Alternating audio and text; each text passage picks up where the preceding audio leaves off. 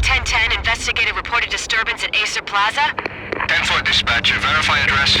It's Acer Plaza, repeat, Acer Plaza.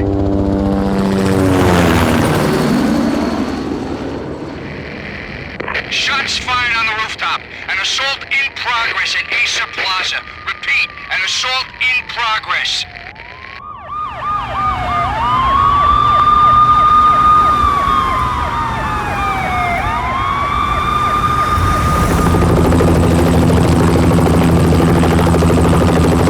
It's a war zone down here.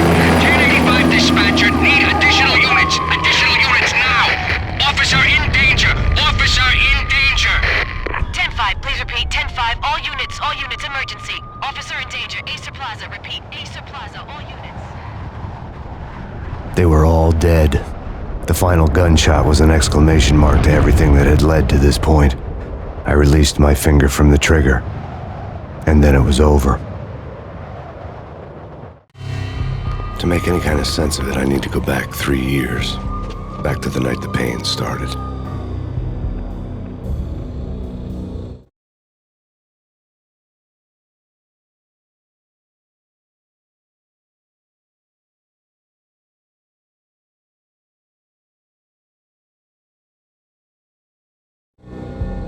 I was still on the force back then. NYPD, Manhattan, Midtown North Precinct, Hell's Kitchen. So when are you coming to work for me, Detective Payne? You'd make me work undercover in some hellhole. Sorry, Alex. Michelle and the baby come first. See? My last smoke. It's bad for the baby. That's you, Max. A regular Boy Scout. See, Alex. Still on for poker Thursday night, right? Like taking candy from a baby. Life was good. The sun setting on a sweet summer's day, the smell of freshly mowed lawns, the sounds of children playing, a house across the river on the Jersey side, a beautiful wife and a baby girl.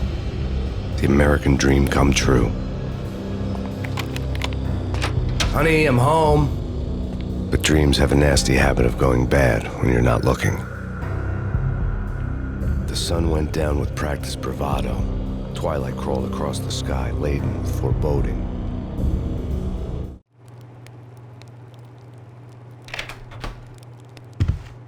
Michelle, honey, anybody home? I didn't like the way the show started. They'd give me the best seat in the house, front row center.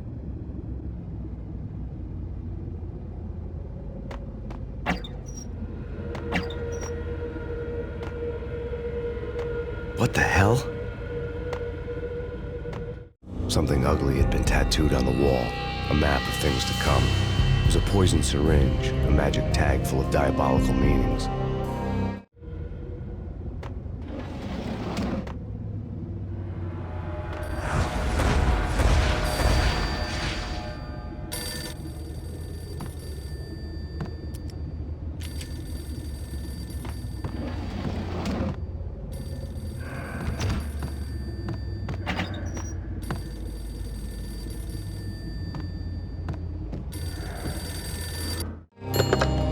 Listen, someone's broken into my house. Call 911. Is this the Payne residence? Yes, someone's broken into my house. They're still here. You have to... Good.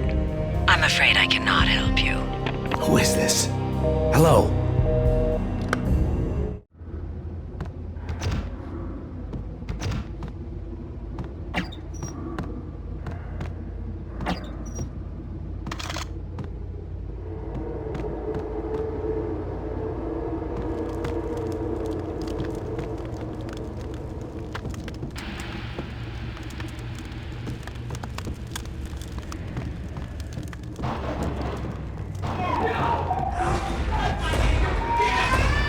Michelle!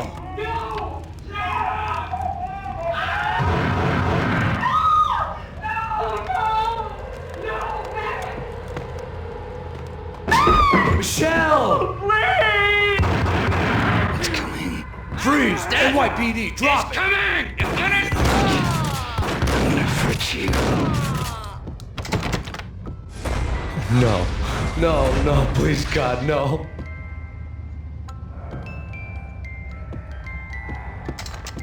The flesh of fallen angels!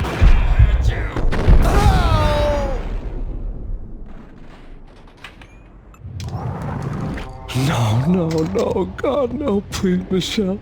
Oh, baby.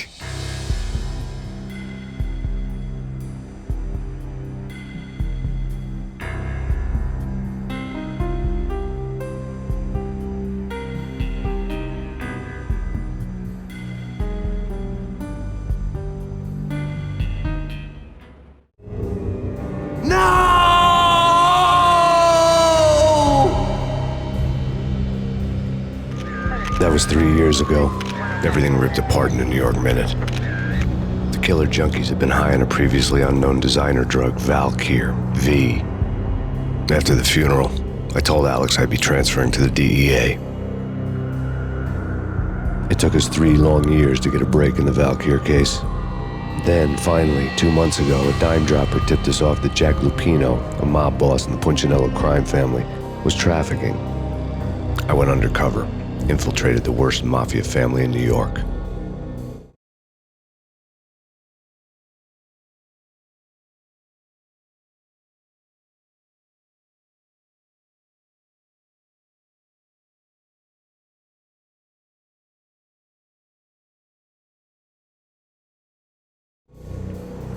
I came in from the cold and the dark. Outside the city was a cruel monster. I've been slowly working my way from the small time to the big fish, trying to get to the source of the drug. Alex and BB were my only contacts in the DEA, the only ones in this decrepit city who knew I was down here.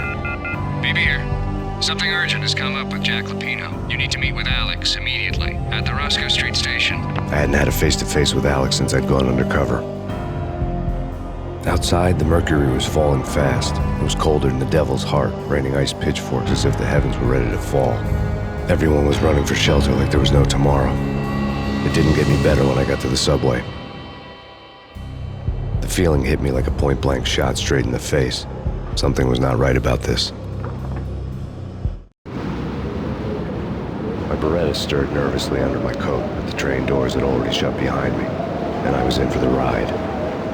Next stop, Rosco Street Station, and Alex.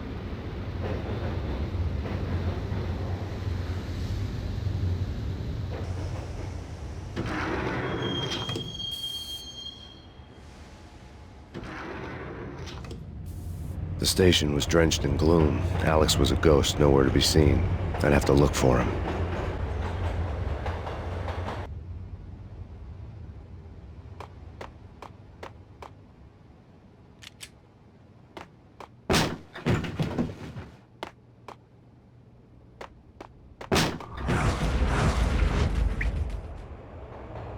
Death was in the air at Rosco Street. I'd have to find Alex fast.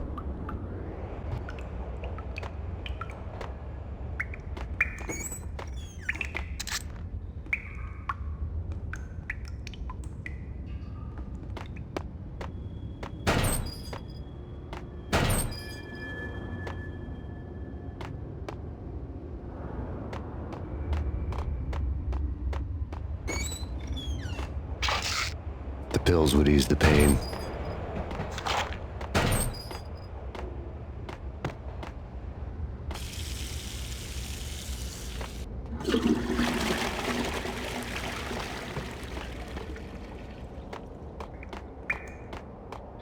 Wasn't Jake supposed to take care of this? He and Mickey are having too much fun taking care of the cop up there. What's the plan? Simple. Gun down every mother-loving bastard that gets off the train.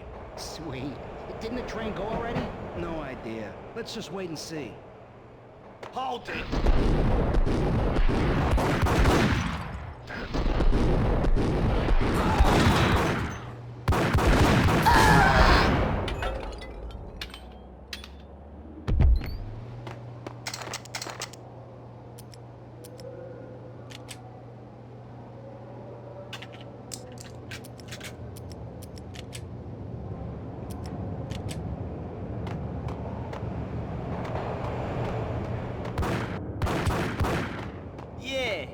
He's dead, all right. Hey, it's me you're talking to. Hey, yeah.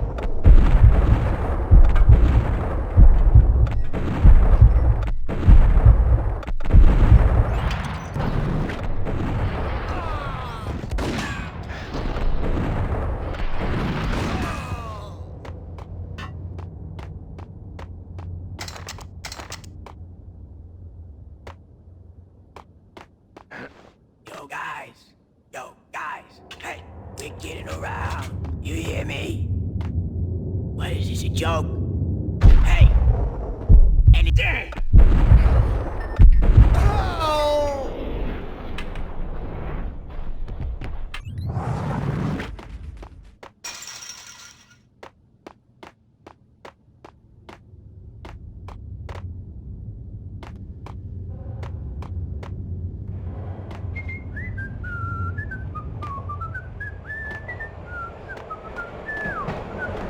Yo!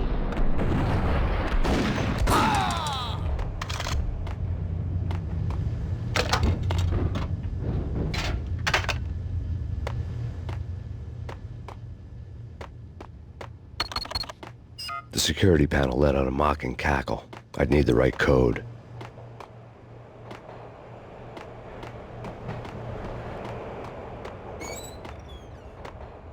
True. You said it. Hold it!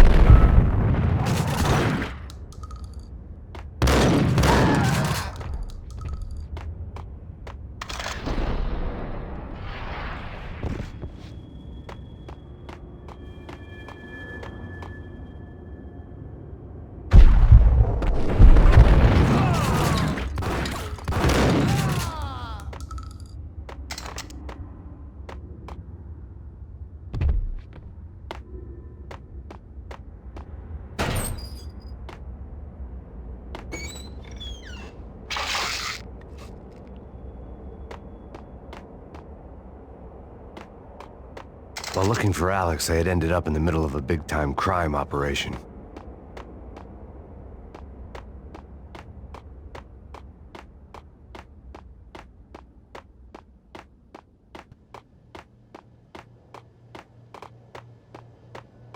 Kiss it goodbye.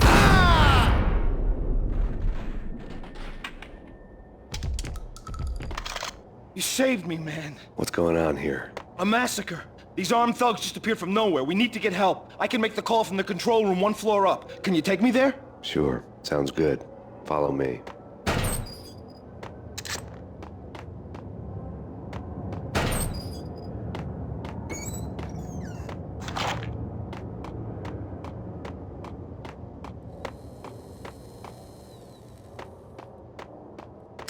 The power to the rail had been cut.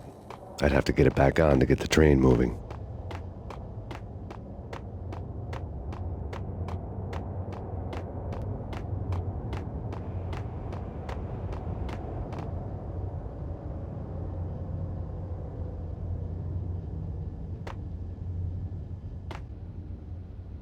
Home free. This way. What the hell?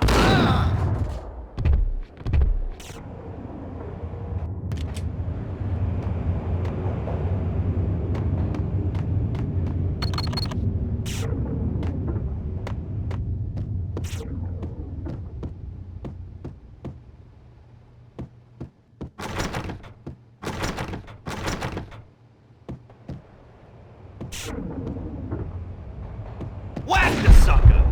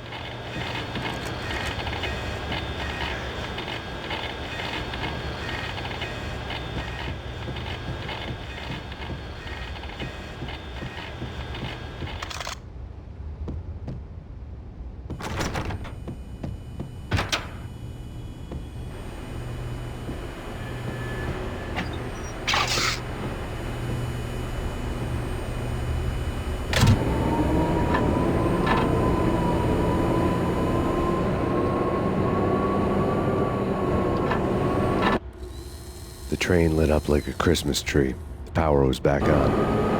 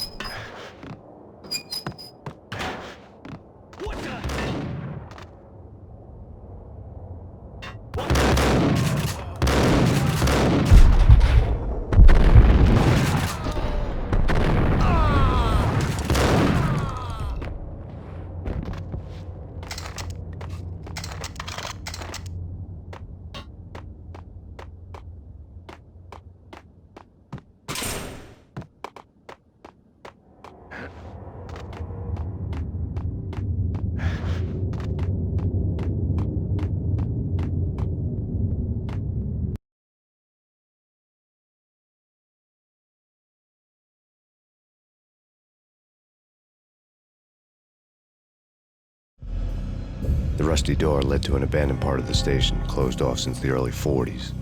Something big was going down in Rosco Street. Maybe that's why Alex had wanted to meet me here. Maybe not.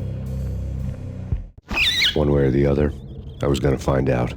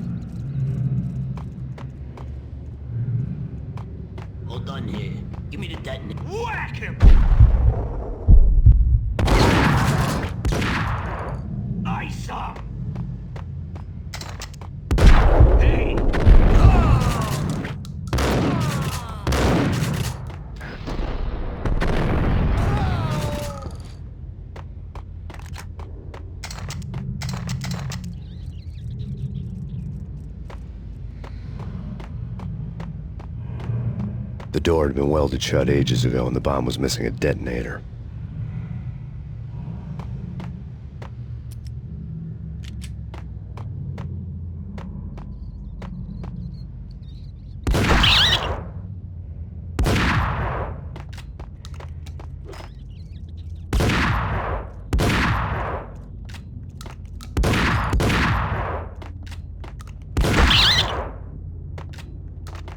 Okay, fellas. The police are on their way. New York's finest are gonna be here soon. So stick to the plan. We've got our own private exit route. In and out, do your thing. Wham bam, thank you, ma'am. What is this?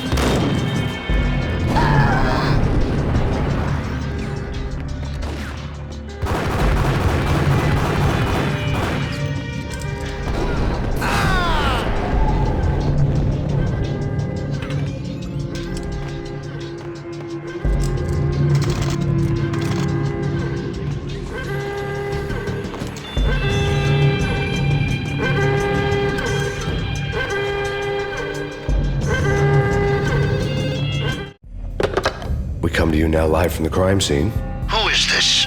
Right back at you. This is Deputy Chief Jim Bravura from the NYPD. You are to cease your criminal activities and surrender immediately. Sure thing, Jim. Me and the boys have been talking and everyone's real sorry. They'll never do it again. Who the hell is this?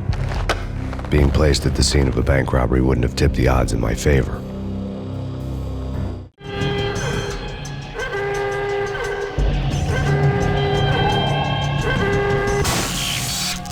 Thank you. The bank robber's score lay on the table. The bank robbers have been after Acer Corporation bonds. The Acer success story had recently been on every channel and on the cover of every magazine.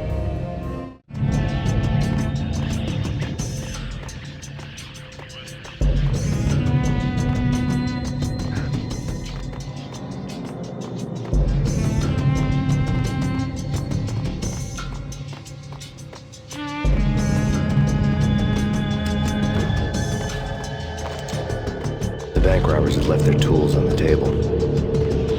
Judging by the detonators, the crooks had bought enough explosives to send Lady Liberty into orbit.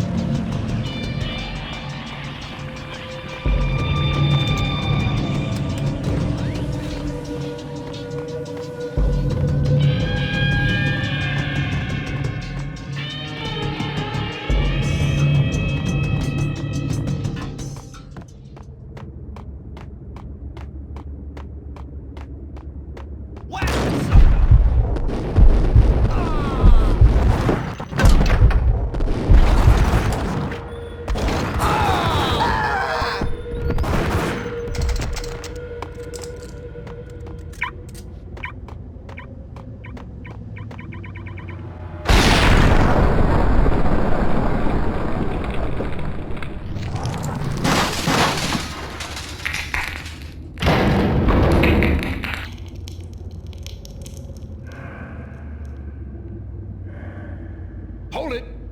Max, Jesus, you almost gave me a heart attack! I nearly shot you! Alex, I'm glad to see you. What the hell's going on? There are more corpses here than at the city morgue! It's an armed robbery. A tunnel job straight to the Rosco bank vault through the old station yard. Is this why? This is Lupino's gig? This is Lupino's doing? Lupino's men? Really? You sure know how to pick a place? Can you get through? No, it's locked. We gotta get out of here. If it's Lupino, it's... Alex? Alex!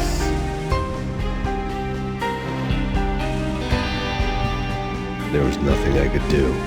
He was dead. I could tell by the empty, accusing stare of his eyes.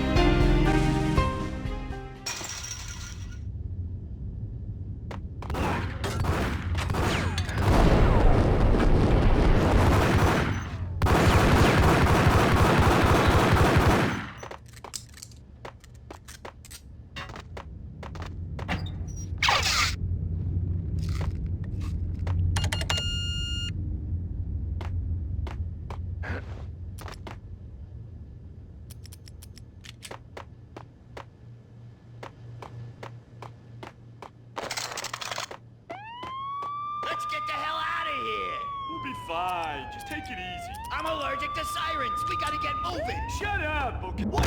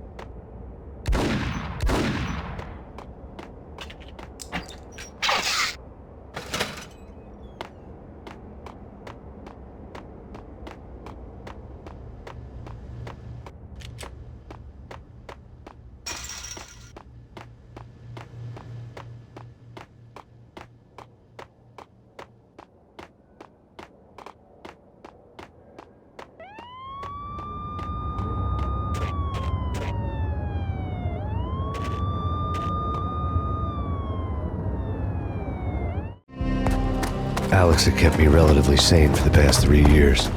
Now I didn't know how I felt. Somehow he had stumbled upon something big and ended up stepping on Jack Lupino's toes.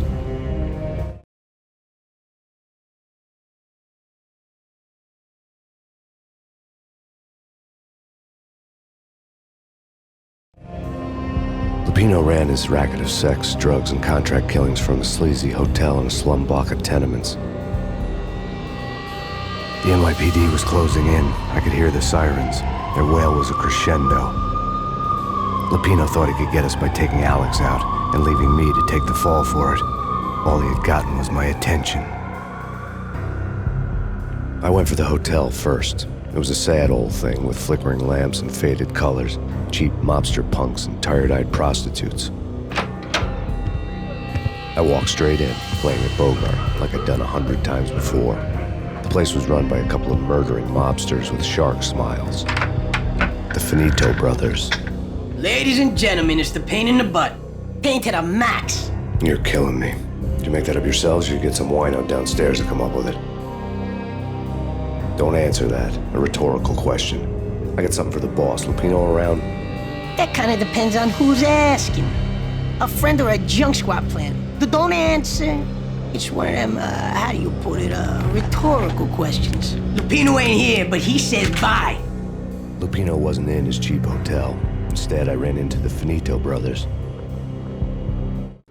My cover had been blown. The door slammed shut behind me. And then I was dodging bullets like raindrops. Pain in the butt.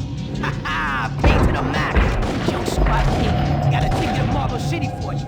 Me first and lying down. Bring it in.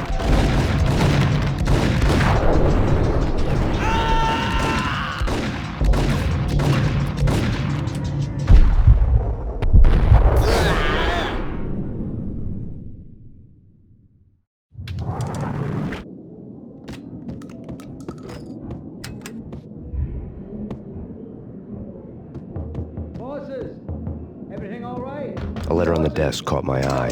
Vigilio, you're right there. They're not answering. Call the others. Tell them to come quick. Okay, but we can't wait for them. We gotta go in now. Bosses, we're coming in. There he is.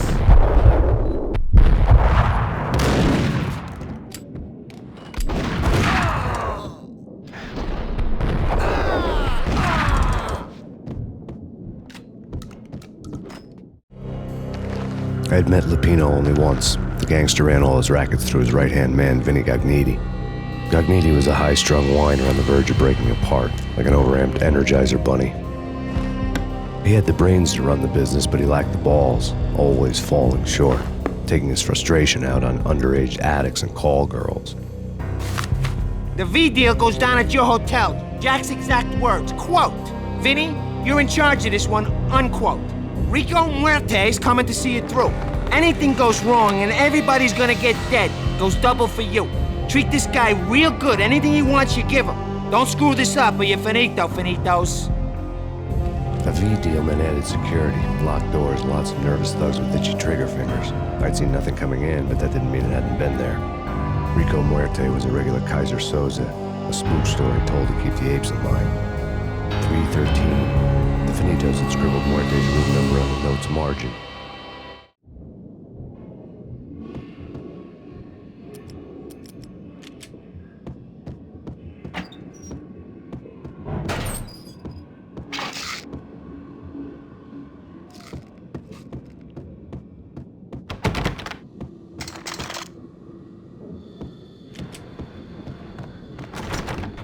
Getting out was not going to be easy.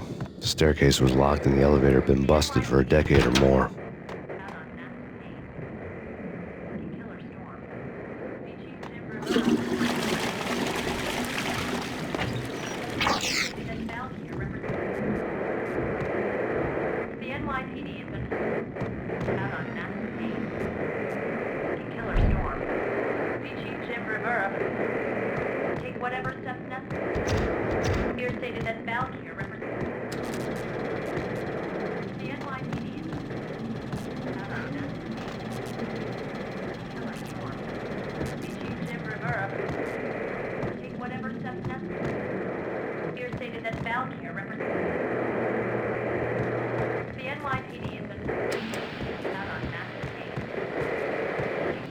In his press conference today, the mayor stated that Valkyr represents a clear danger to New York and called for drastic actions to eliminate the problem. On today's top story, the Valkyr crisis worsens with the murder of DEA Special Agent Alex Balder. Special Agent Balder had been shot repeatedly from a point-blank range. The gunman has been identified as Max Payne. The noose is sure to tighten around this fugitive criminal as more NYPD units join the search to apprehend him. I had just gotten my 15 minutes of fame.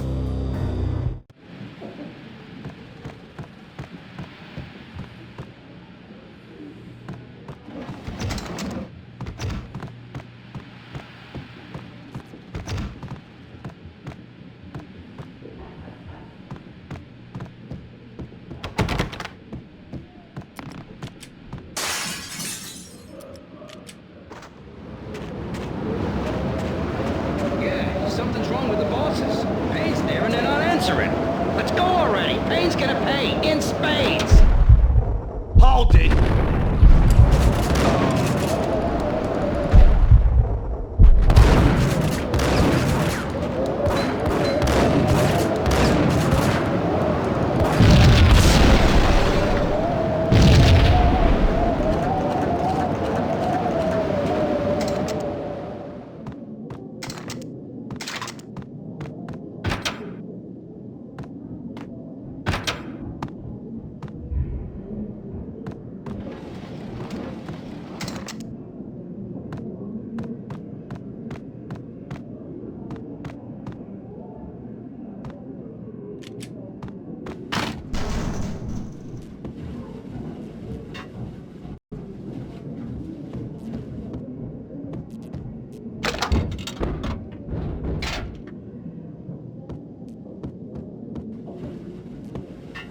What the?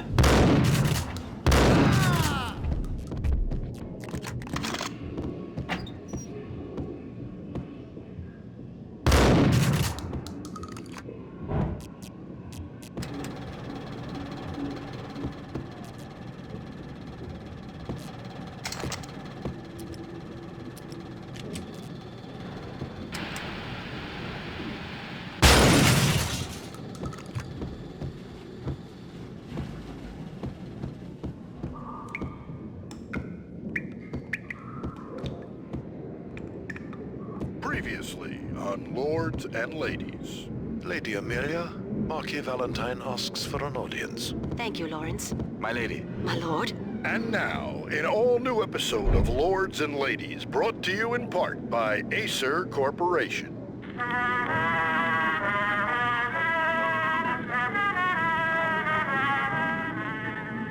My lady. My lord. My lady, there is a matter of great importance I must bring to your attention. My lord, there is? Indeed, my lady, there is indeed. From the very first moment we met, upon that distant forest path, there has been sunlight in the autumn leaves blazing like the colors of your hair. Oh, my lord, you should not speak so. But my lady, I must. My lord, no! I forbid you. This cannot be. This must not be. But why, my love, why? My lord, it is too dreadful. Do not force me to speak the words. My lady, I beg of you, I must know. I would rather die than not know. Yes, my lord, we should both be dead, for this shame is too great for the living. My lord, I am your long-lost sister.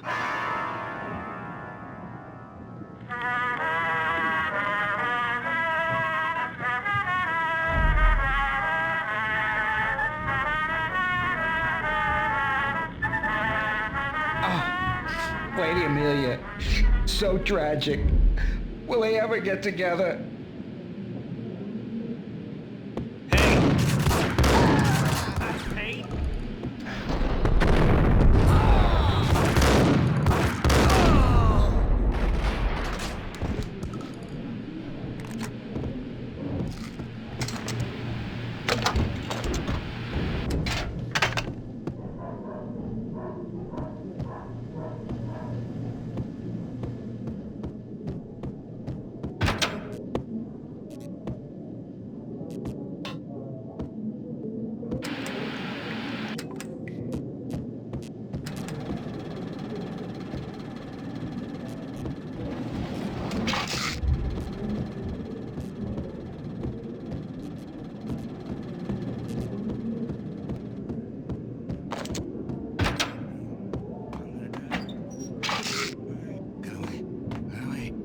V-head junkies could go off without a warning. I had to be careful.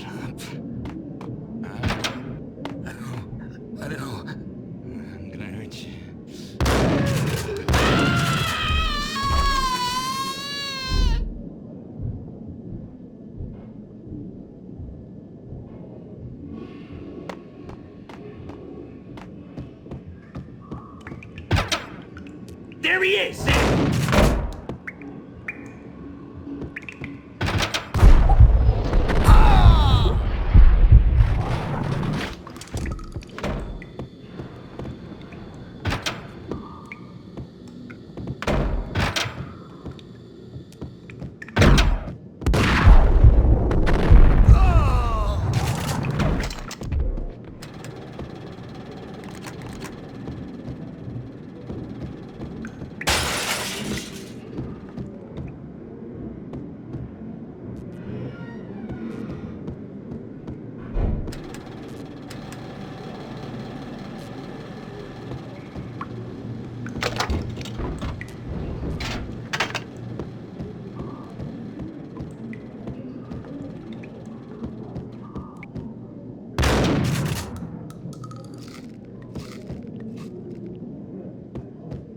Piece of crap!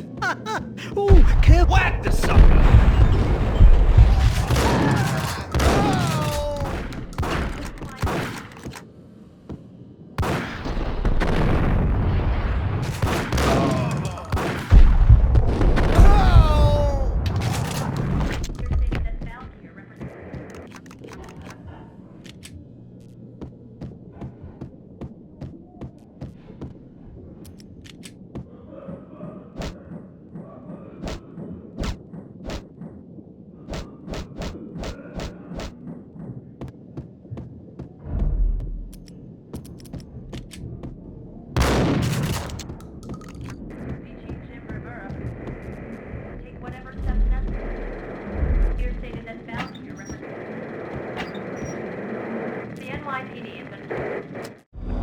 Tonight, the city's fight against the nightmare drug Valkyr took a turn for the worse, as DEA Special Agent Alex Balder was found brutally slain at the Rosco Street subway station.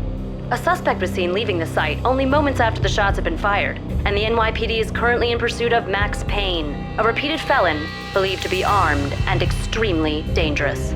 And now the weather. The worst winter storm in recorded history continues to pound the city. Out on Max Payne.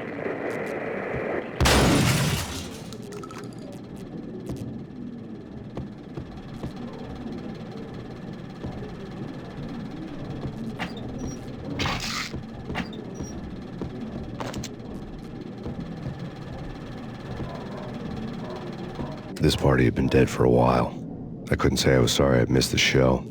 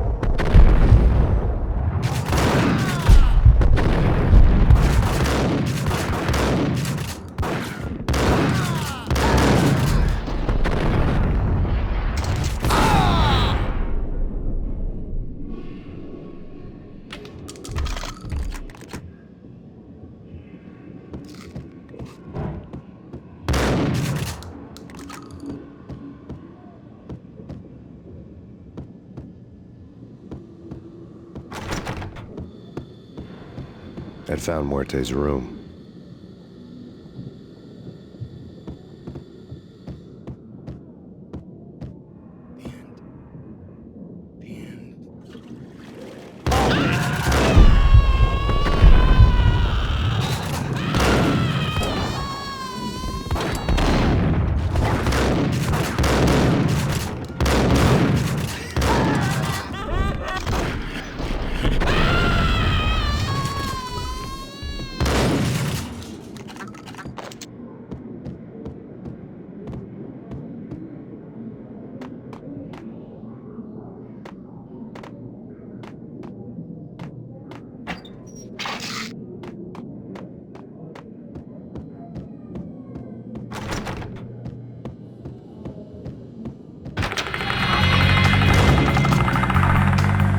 received a letter.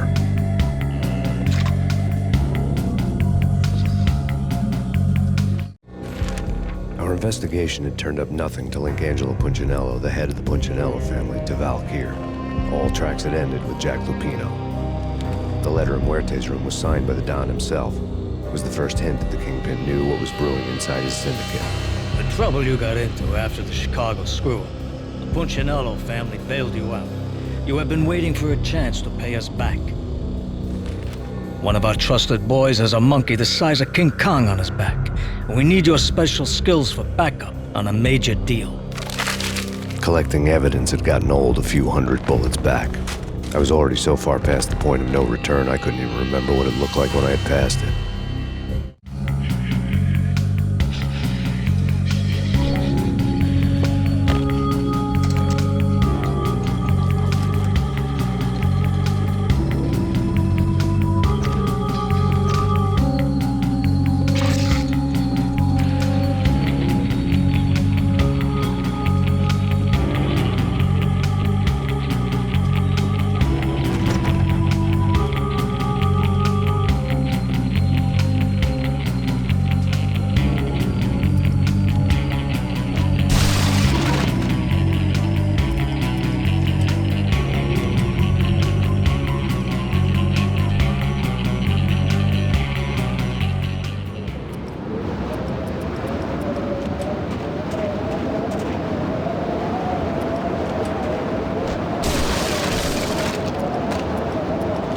I didn't want to know what had happened here. It was not a pretty sight.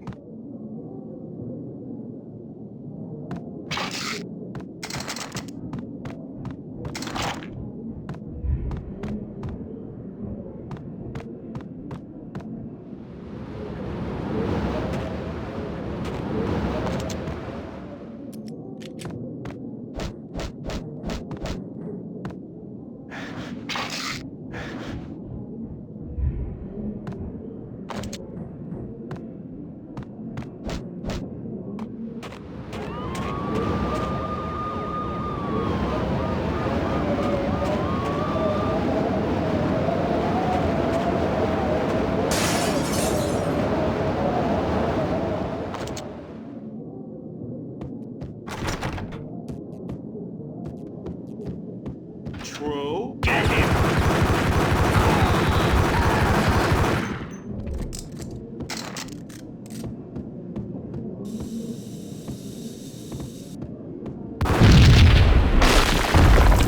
Hold it!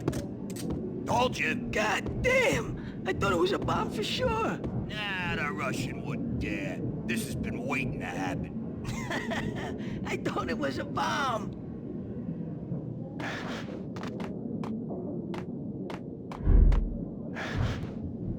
What the?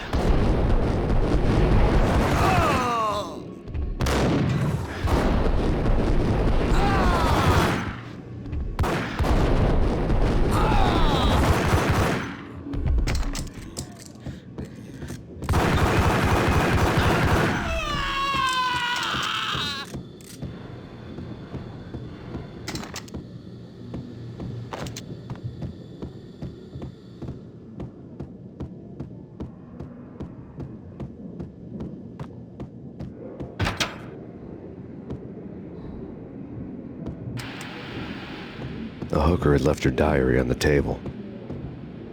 The diary belonged to a hooker named Candy Dawn.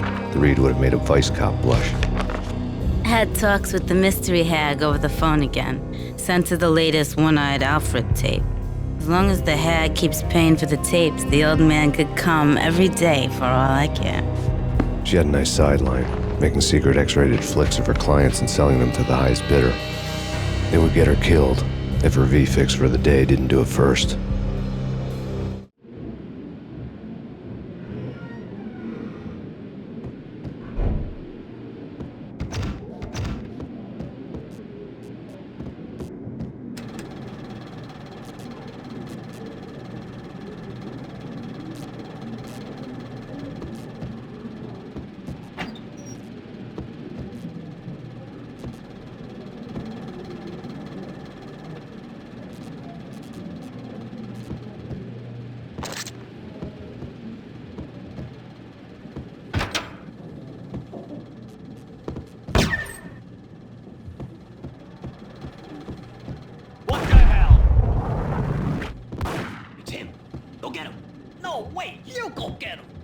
go and get him.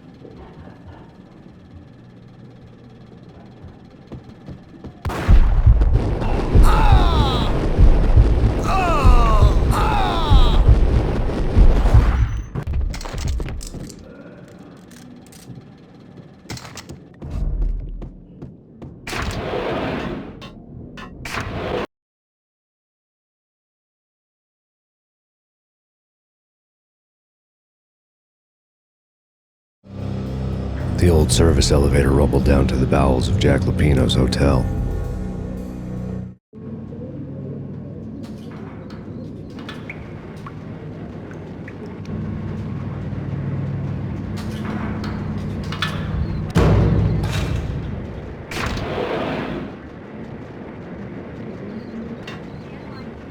It was freaking crazy.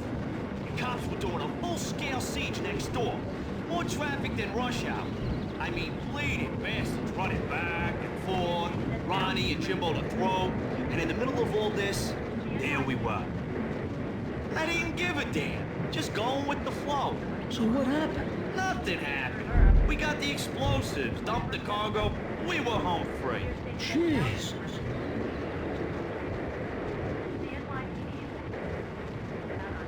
There!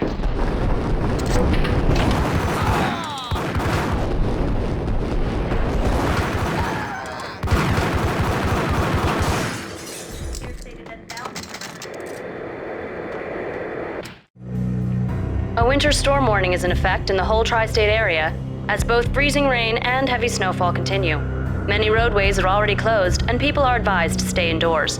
The severe blizzard has ravaged New York for 3 days now, with no end in sight. We'd been snowed from the start in the Valkyr case. The forecast said there was plenty more where that had come from. But the snowbound city was on my side. Less chance of innocent bystanders getting caught in the crossfire.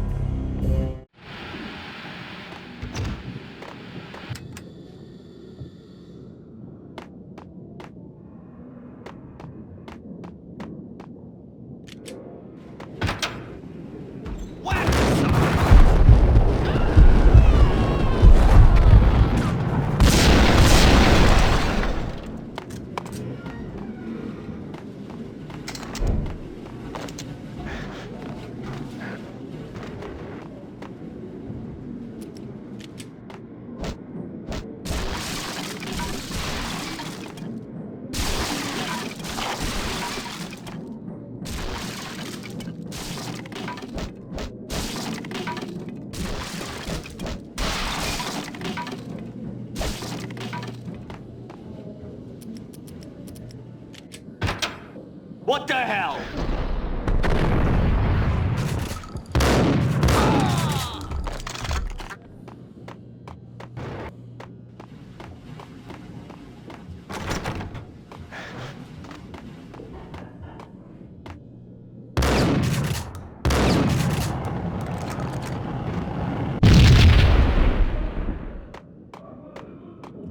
Exhibit number 1, a newspaper.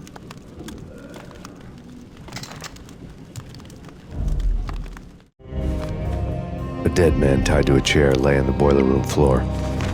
Captain Baseball Bat Boy has an unbeatable track record in superhero death matches. But a 6-pack of root beer gets me every time. The murder weapon was a baseball bat, now lying in a pool of drying blood next to a newspaper folded open on a Captain Baseball Bat Boy comic strip.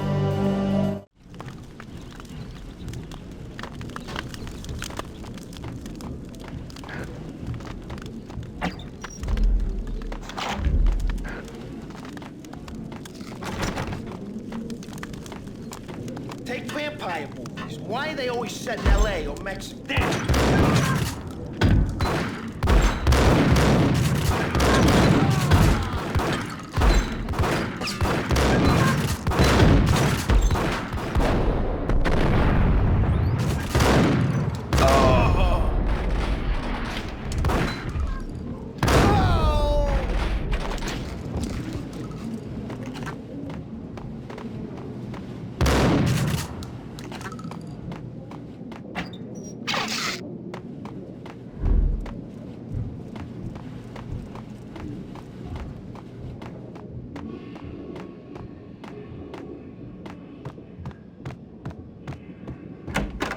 guns. Trust me, you don't want to piss Muerte off. Gentlemen, let's do business. Green for green. Cheers at green-eyed angels. Amen.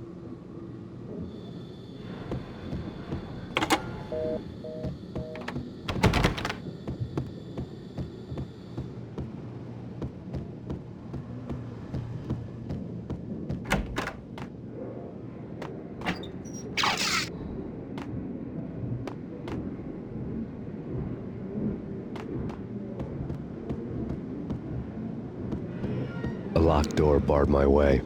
I needed a key.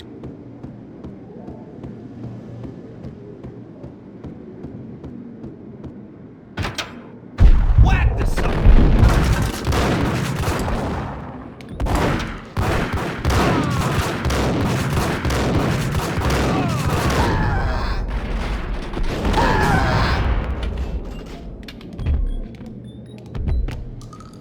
A lifetime ago, this would have gone down as a narcotics arrest.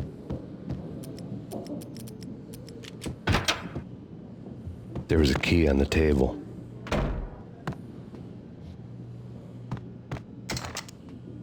It was dirty money. The transparent cylinders glowed green, full of Valkyr.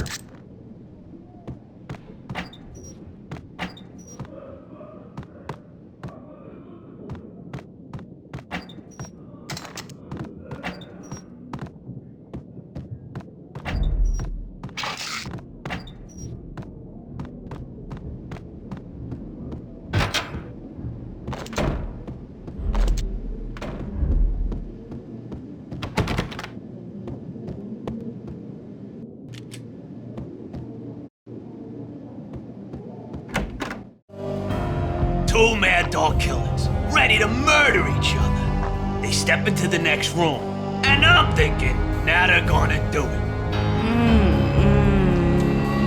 But no, they sit down in front of a TV and solve their differences with the kung fu fighting video game.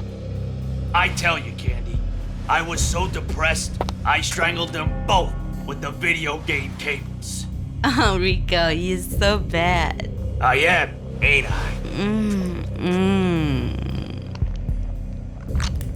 Rico Muerte, big-time hustler. Who the hell? It's that cop. Muerte went for his gun.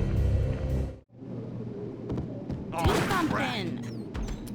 There he is.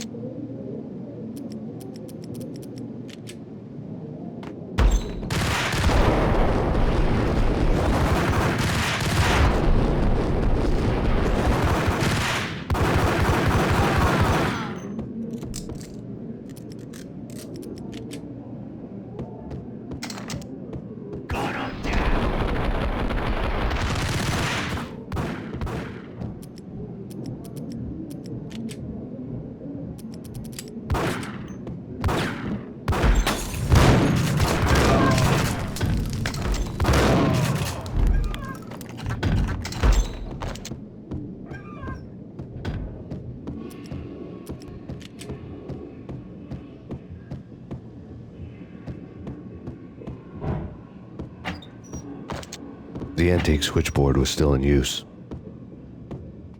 There was an old telephone switchboard in the back room of the reception area, the kind that made phone tapping child's play. It wasn't hard to picture a fat pimp sweating with headphones on, listening to his hookers talk dirty and fake orgasms over a web of party lines, the blood veins of New York.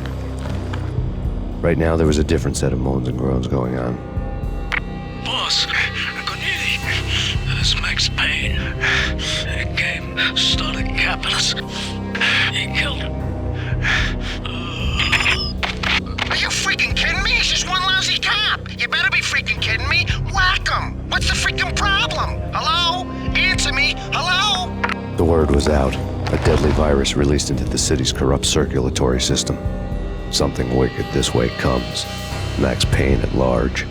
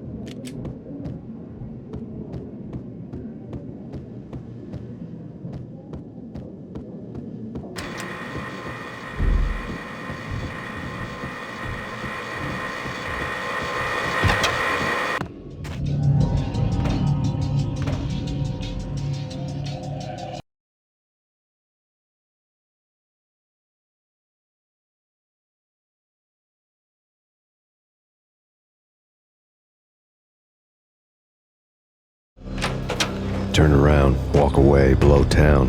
That would have been the smart thing to do. Guess I wasn't that smart. Lupino's tenement buildings were a seedy hangout for all kinds of sleaze. A liquor store, a pawn shop, a laundromat full of mobster bookies and loan sharks. The list went on. The how and why of it was a mystery to me, but they knew I was a cop. They knew I was coming, and they were going to get real trigger happy about it. I got to see Lupino's hangout all lit up. A bomb went off, turning snow into liquid gold. A pillar of fire lifted the remains of a car straight up into the air.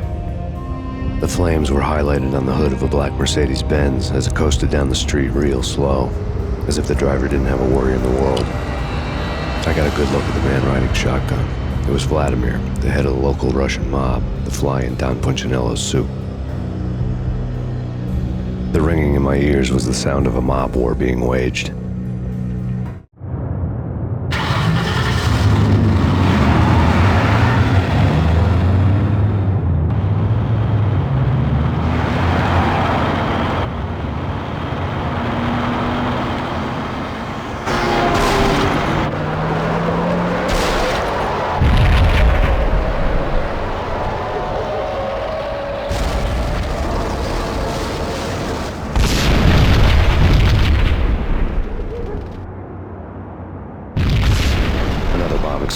inside the closest slum building.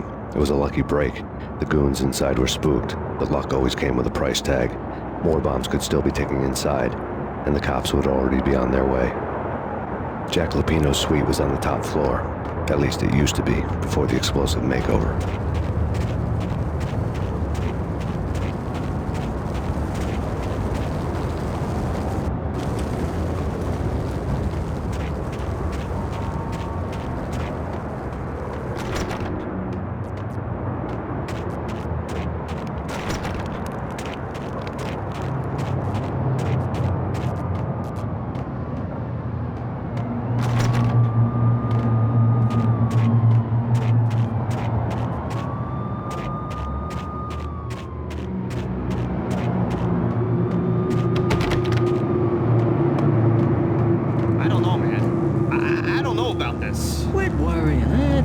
Christmas. The Russians are with Santa.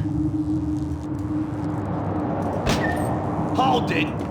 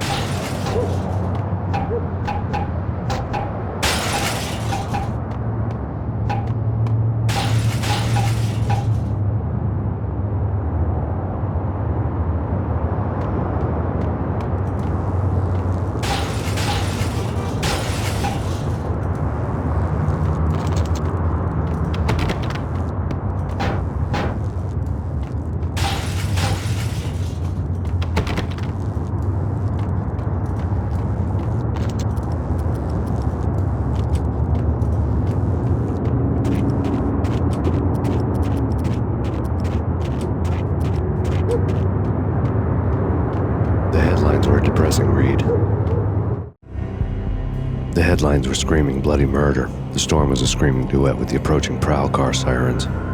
It was all a scream when you were down for the count and wanted for murder.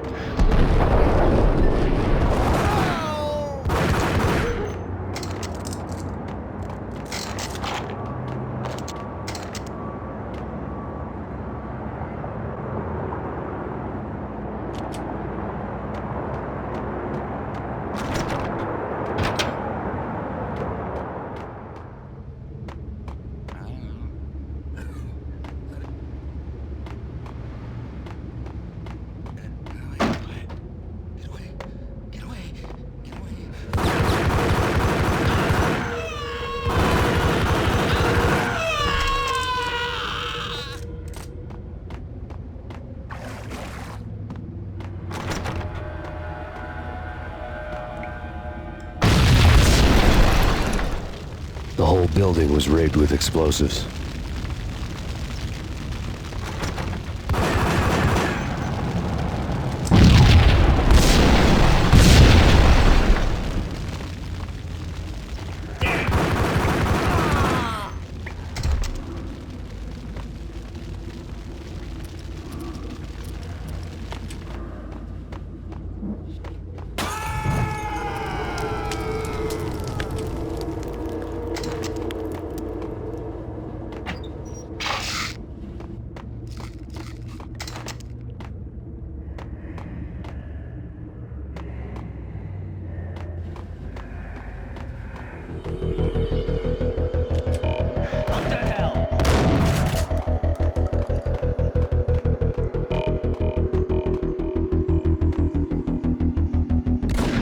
holding.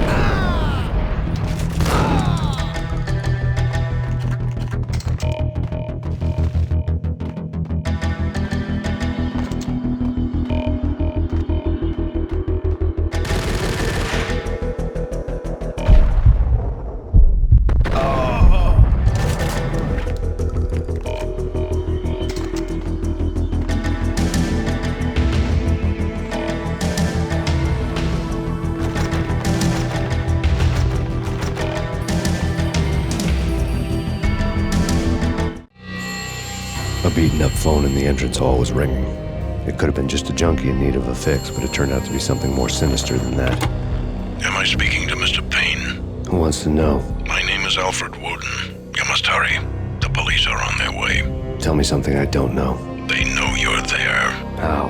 And what's it to you? I will contact you again. The cops arrived, sirens singing in the off-key harmony of a manic-depressive choir. I had a few minutes while the SWAT team would go through their usual routine. By the time they busted in, I needed to be long gone.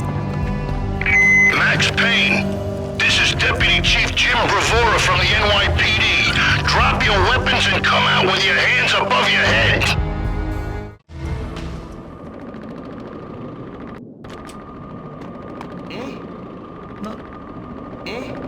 Forget it.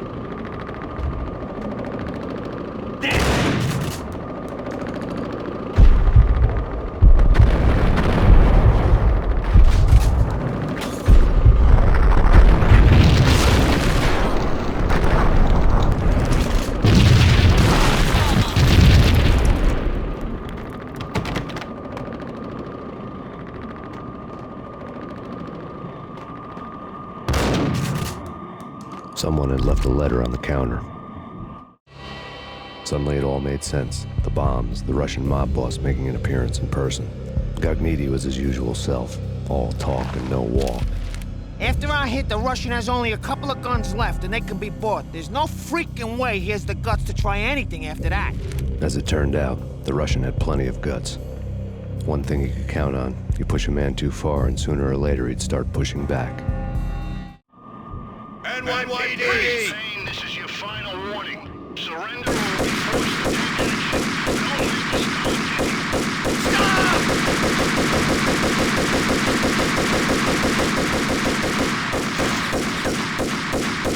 There's a key on the shelf.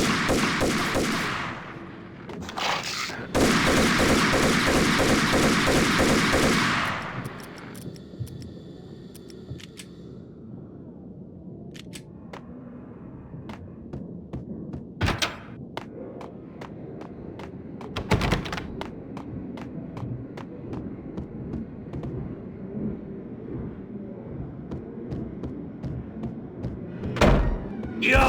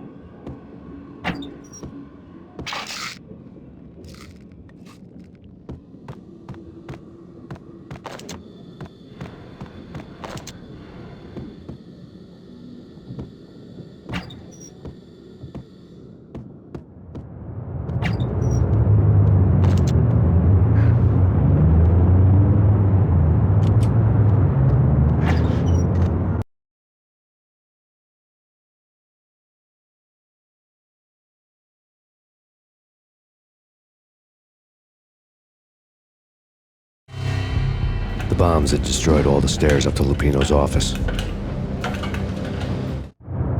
The alternate route led there by way of adjoining rooftops.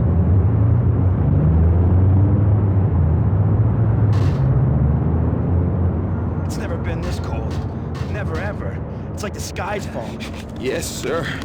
It's the end of the world as we know it. And I don't feel fine. I don't feel anything. Not a thing. I'm freezing my butt off.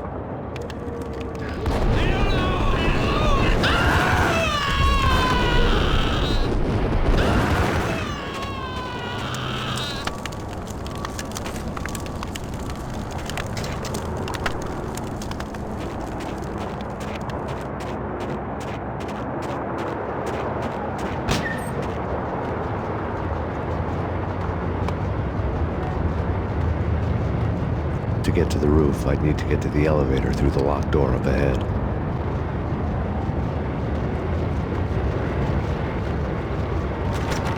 Pizza delivery. Never seen you before. Buzz off, Joker.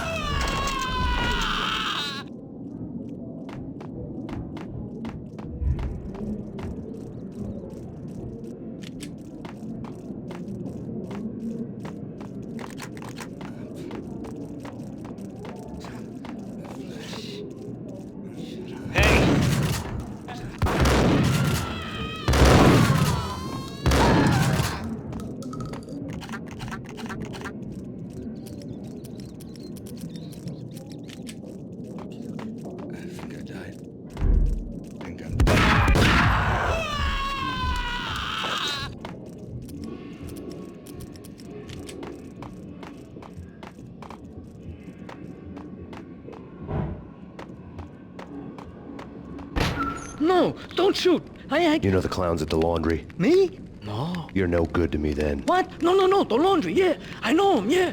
Get me in there. Okay. Okay.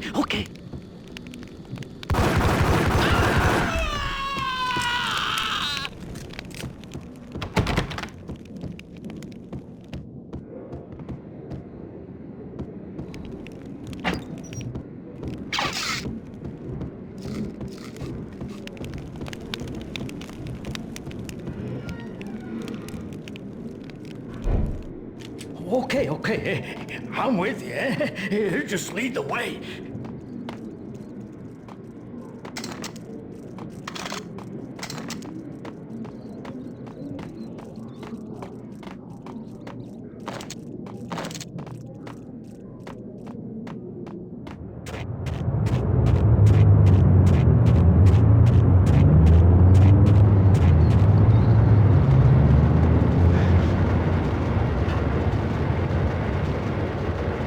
Me, open up. Let me in, quick. Not so fast. The password. John Woo. Come on. Okay, John Woo. All right. Come right in. It's a trap! It's PAYNE! There he is!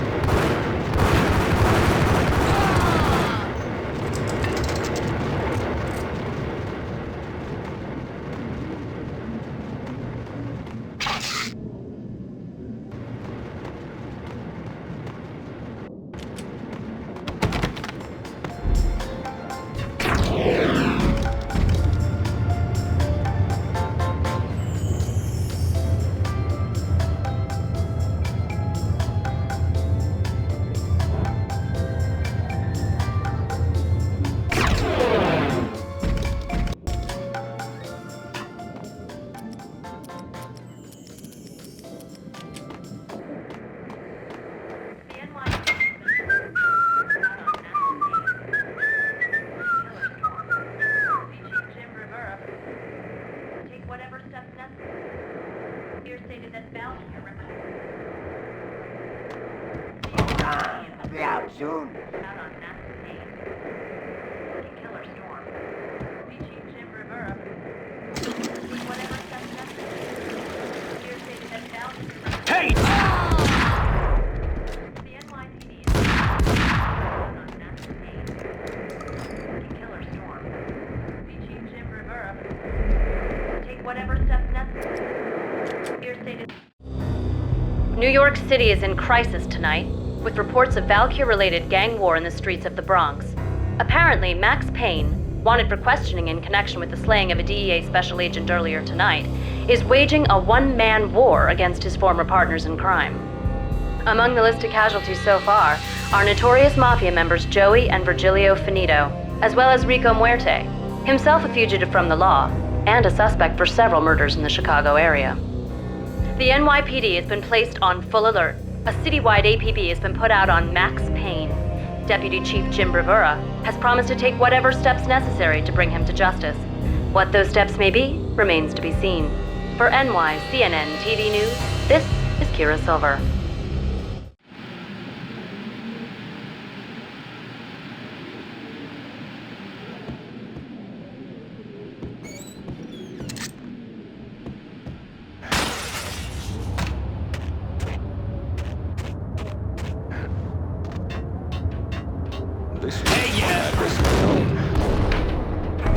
I don't want to go there.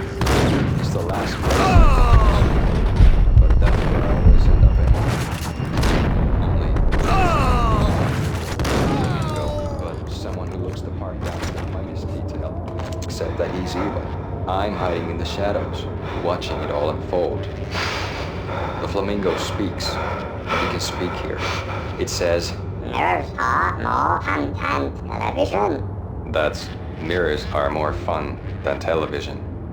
Somehow I know this, just don't ask me how. And I, not me, but my double, nods and smirks at this like it was the funniest thing in the world. And then something goes wrong, and suddenly they know I'm there, hiding behind them, and they both turn to look at me with cold eyes. And the flamingo speaks again.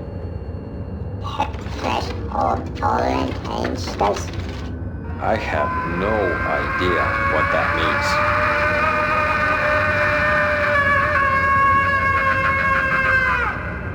And that's when I always wake up to my own scream, in that brightly lit white hospital room, strapped to my bed.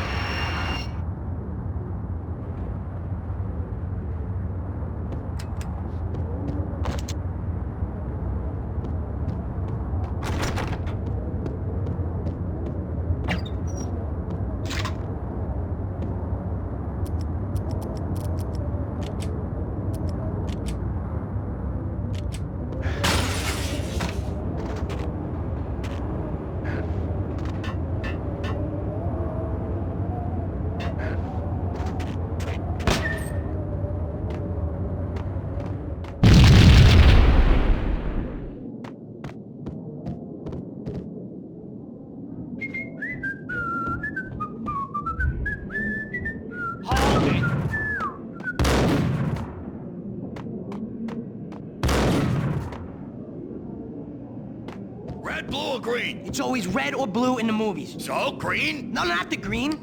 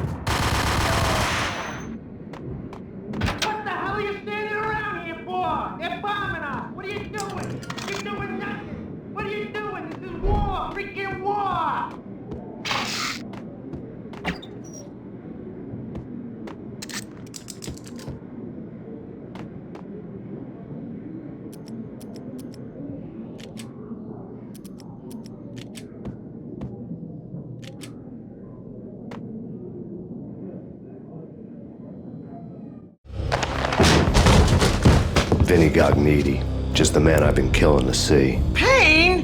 Freaking Fed! I knew from day one there was something screwy about you. What do you think you're doing? You're a freaking cop. You ain't got squad on us. You can't just come in here waving your piece like it meant something. Yeah! Oh my God! Oh God, you shot me! Ah! You're dead, Payne! And what the hell are you waiting for, you apes? Kill him! Kill him! With pleasure, boss. Gognitti bailed. I made like Chow Yun Fat.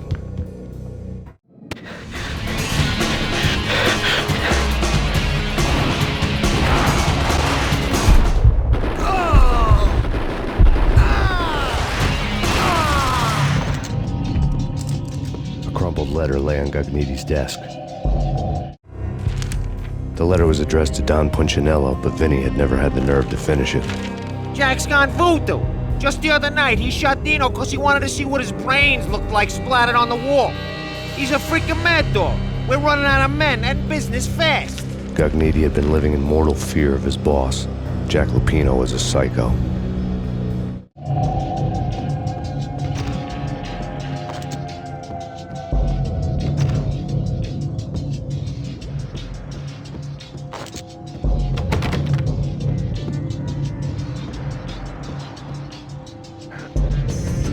Vinny Gognitti was running scared.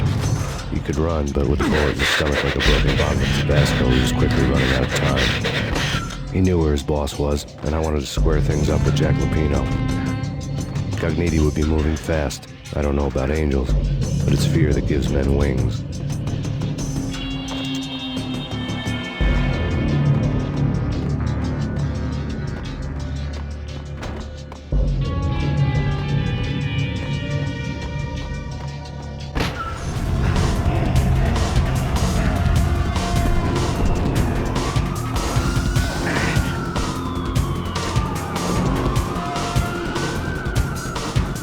Gognitti hitched a ride. To catch him, I'd have to follow his lead.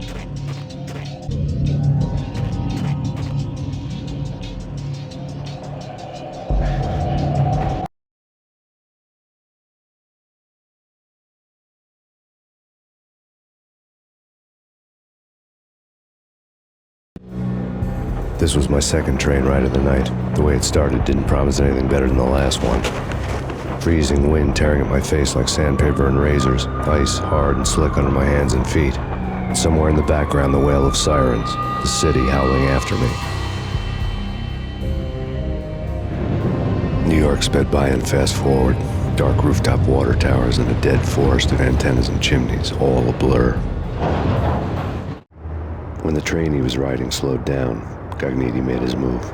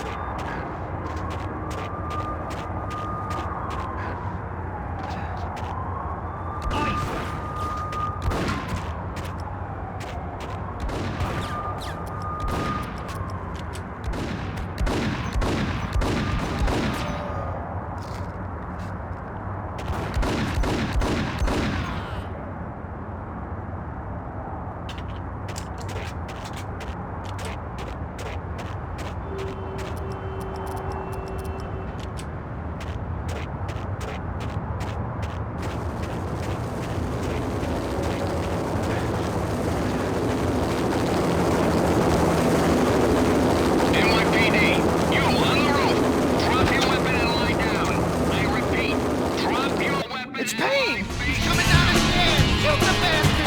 Okay, boss.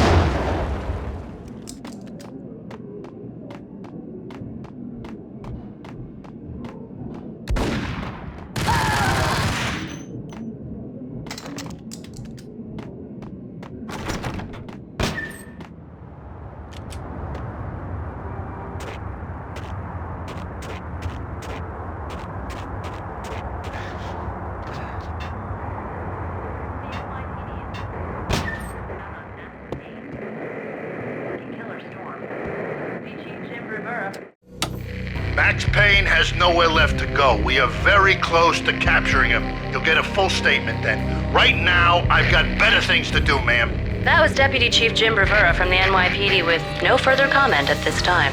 Apart from his suspicious food habits, I figured Bravura to be one of the good guys. Fate had just dropped us on different sides in this.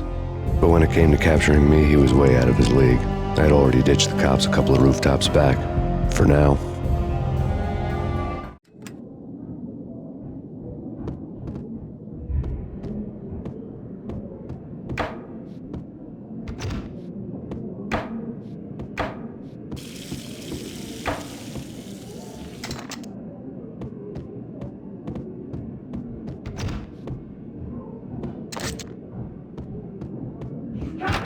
I can hear him. Ready? Keep your guns pointed at the door. Okay, this is it. Any moment now, Payne's gonna bust through that door with murder in his eye. It's either him or us. I, for one, am gonna pump the SOB so full of lead, they'll need a forklift to carry the coffin to the grave.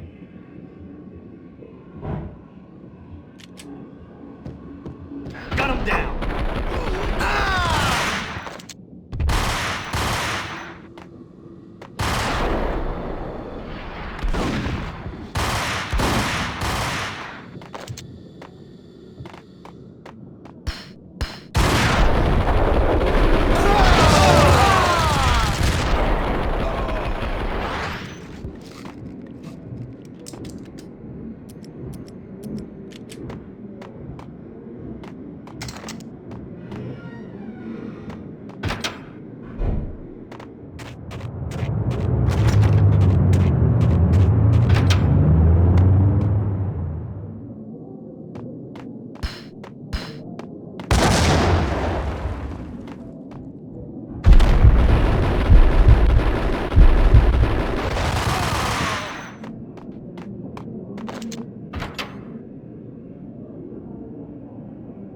Open, goddammit!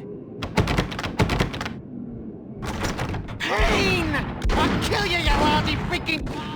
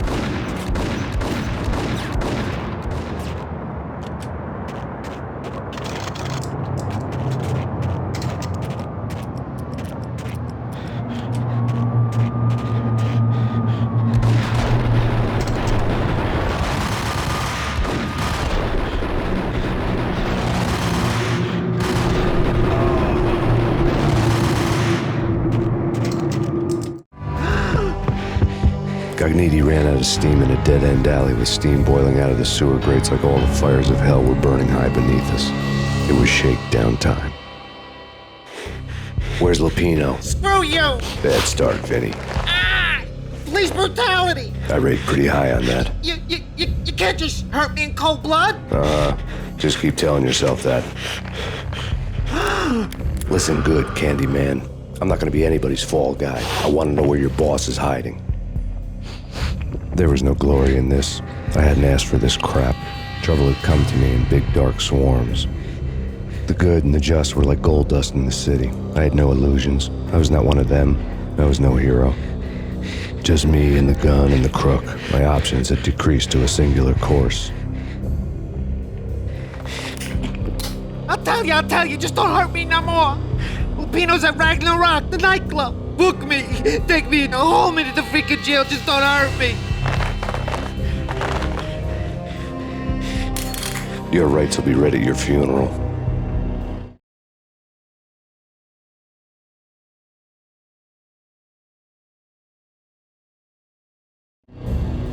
Ragnarok was Lupino's private nightclub, a den of drugs built into an old theater.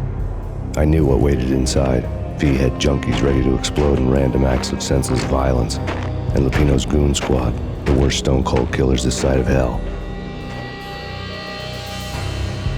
Ragnarok was as inviting as a headache, flickering and flashing to a machine gun beat. The belly of the nightclub was a gothic theme park that began with bondage games and led to the nasty stuff from there. As subtle with its dark message as a cop-killer bullet through the heart, like father, like son, just like Jack Lupino.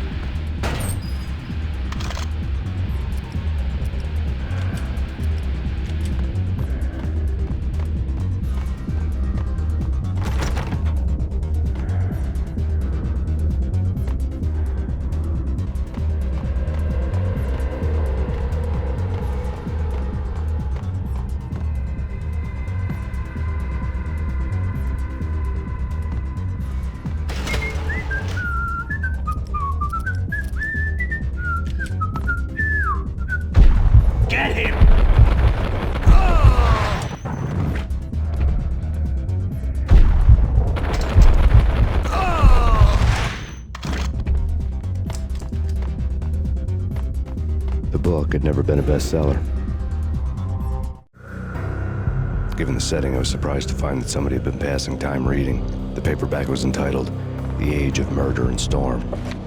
The blurb on the back mentioned Norse mythos and Ragnarok, the end of a Viking world with a terrible winter that covered the earth in ice, when vile crimes were rampant and all humanity lost. I could see how somebody impressionable might get it into their head that we were at the end of time. I was also beginning to see what the nightclub and its owner were all about.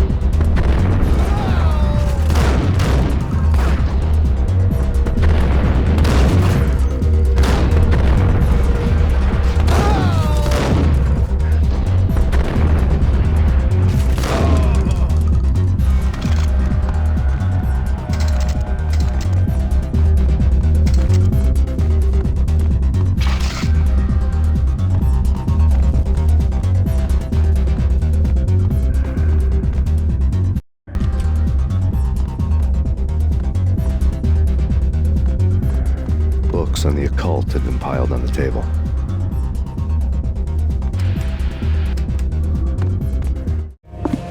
The room was stacked with light reading, such as Necronomicon, Witchcraft, and Paradise Lost. Old exotic titles like Malleus Maleficarum and De Umbrarum Reini Novum Portus. Books with pentagrams on their covers, all dealing with the occult and the infernal, lying between stacks of horror videos and a couple of Ouija boards. The only thing I could take seriously was the thought of Lupino taking it seriously. He had been spending a lot of time getting intimate with the guy downstairs.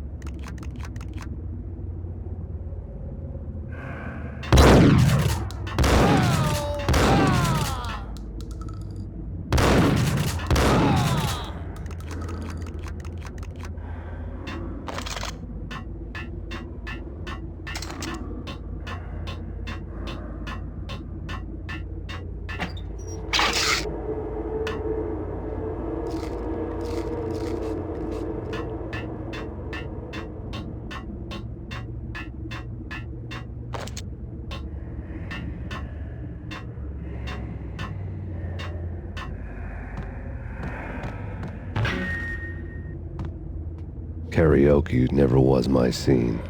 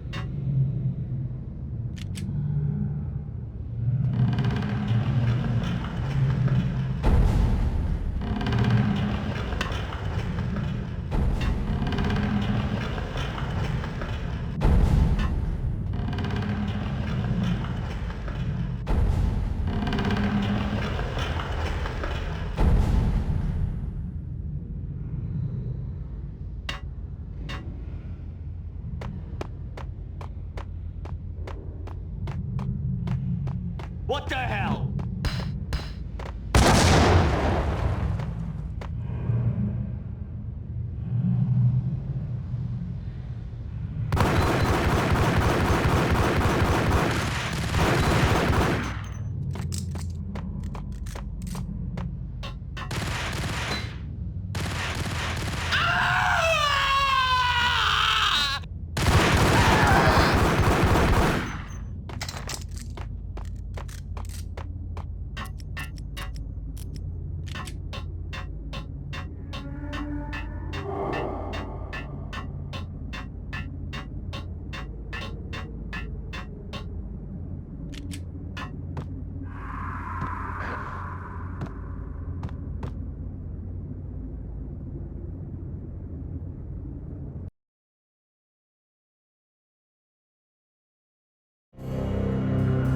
The backstage area led to Lupino's inner sanctum. The hot air inside was like an invisible wall, thick with incense and something else, a sickly sweet smell that made you gag. This was the rotten core of the Big Apple. Lupino lurked somewhere ahead, like a spider at the center of his web, waiting. The vapors in the air started to make my head swim. Torn pieces of a letter lay scattered on the sofa. Punchinello had threatened Lupino in writing. The note had been torn to pieces, bloody fingerprints all over them. Don't want you to think that one of my boys is not playing with a full deck. Shape up, Jack. We are running a business here. I'd hate to send the trio to strong-arm you. The trio were the Don's notorious henchmen. It was obvious that Lupino hadn't been intimidated by the threat.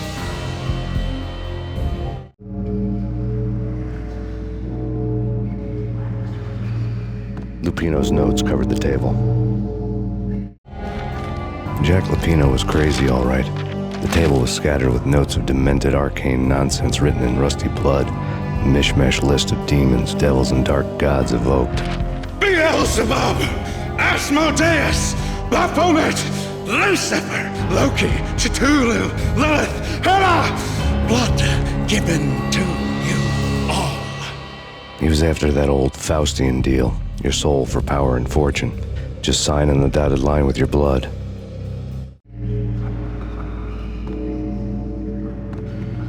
Lupino's notebook lay on the pedestal.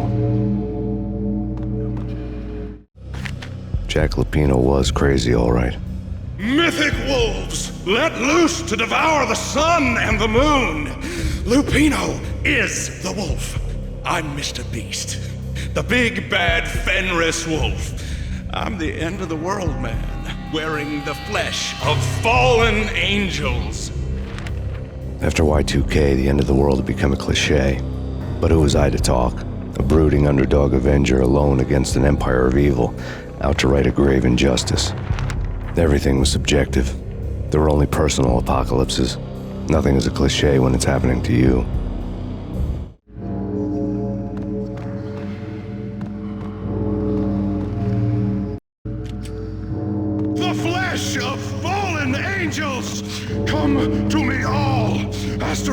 Beelzebub, Asmodeus, Baphomet, Lucifer, Loki, Satan, Cthulhu, Lilith, Ella! Blood to you all! Secret. Living under the skin of reality. I've seen it. The corruption of flesh.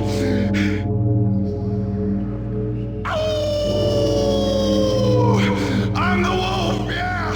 I am the wolf! It's close.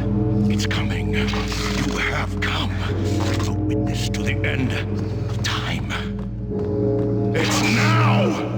I will rise to her side! I don't need the words!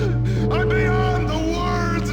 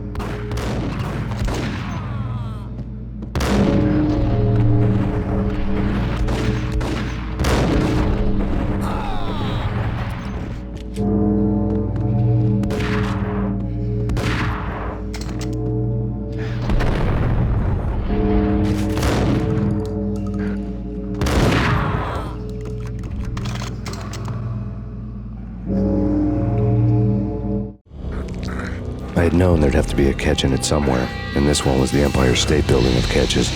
Lupino was pumped up and dying to go 15 rounds with a mutant alligator. And then he started this spooky monkey talk, straight from a bad dream. Mine. I have tasted the flesh of fallen angels. I've tasted the devil's green blood. It runs in my veins. I've seen beyond a world of skin, the architecture of blood and bow and arrow. Death is coming! She is coming, and hell follows with her.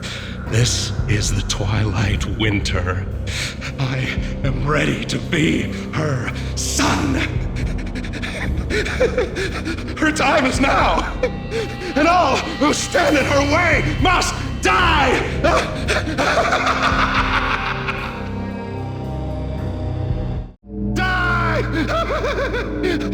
You'll die! You'll die! Now!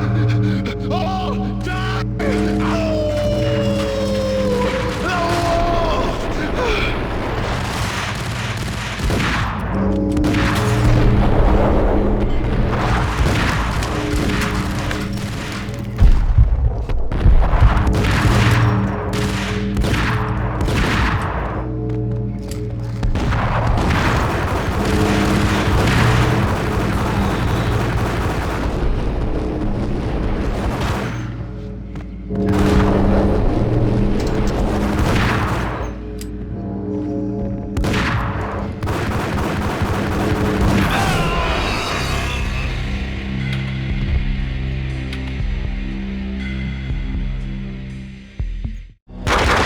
Lupino finally went down. I wanted to make real sure he'd stay that way. V was a bad monster. Turned them into friggin' zombie demons from outer space. I think he's dead already. Huh? And that's when it happened. But dead or not, you've got the wrong guy. In stepped this knockout femme fatale holding a gun to my face. I returned the favor.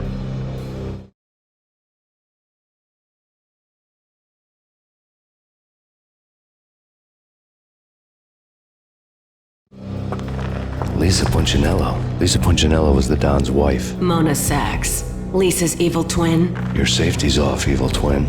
You might hurt someone with that gun of yours. Lisa's the damsel in distress. I'm the professional. I'd blow you away without batting an eye. Sure, and you can check out my credentials splattered all over this joint. Jack couldn't have framed you, not the state he was in. We're after the same slime bag.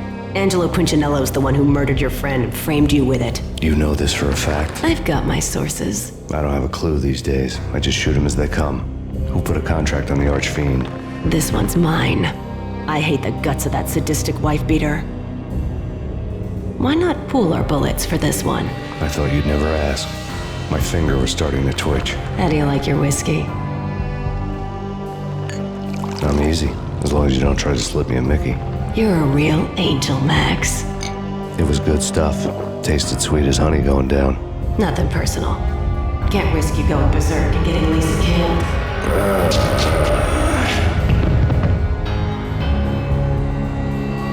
The nightmare was always the same. Violent shapes moving in darkness, old and ugly. The killer's mad laughter was a riddle filled with wicked innuendo.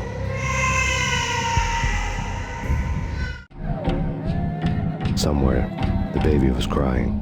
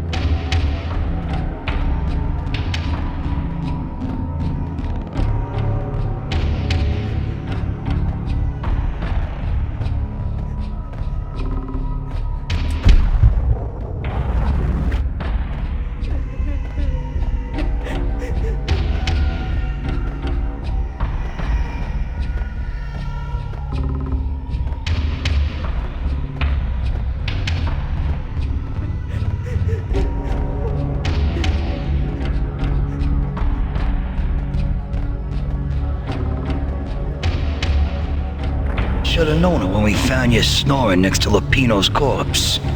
A comedian, huh?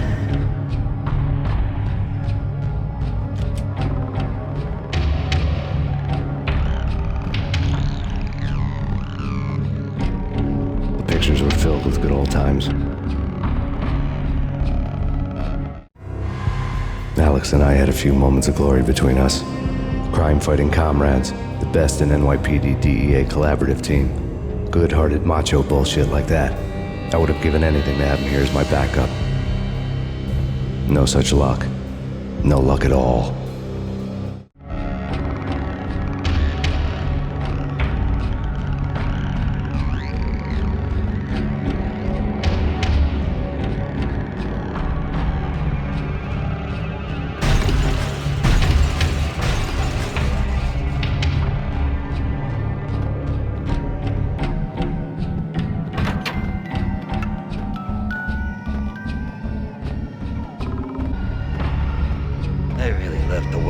Cartoons. Captain Baseball Bat Boy's my favorite.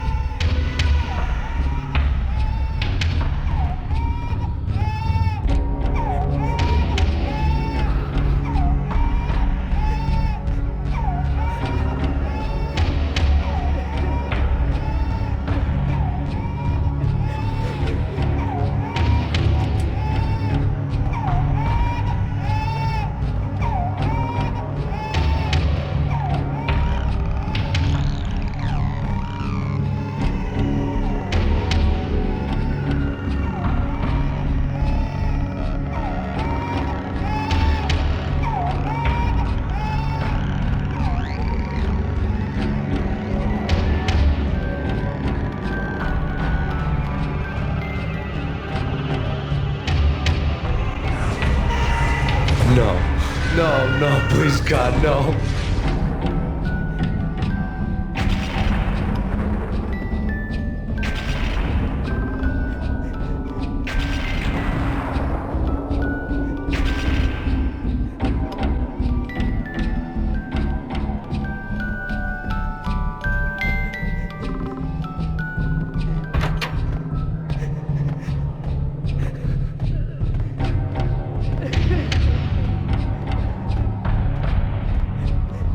Slice them, dice them, shoot them full of holes, blow them to bits, vaporize them, disintegrate them. No matter what you do, they'll still be back good as new.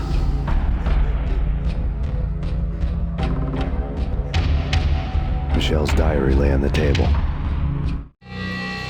Michelle was working part-time in the district attorney's office. Her diary was open on today's entry, her handwriting all pretty curves. An army dossier found its way to my desk yesterday. Valhalla? Isn't that a Norse myth? Something about Vikings? I tried to tell Max about it, but he was busy, that cute frown on his brow. Guess it's nothing, just a mix-up at the courier service. From now on, I would always find time for her. It was a hollow promise. Too little, too late.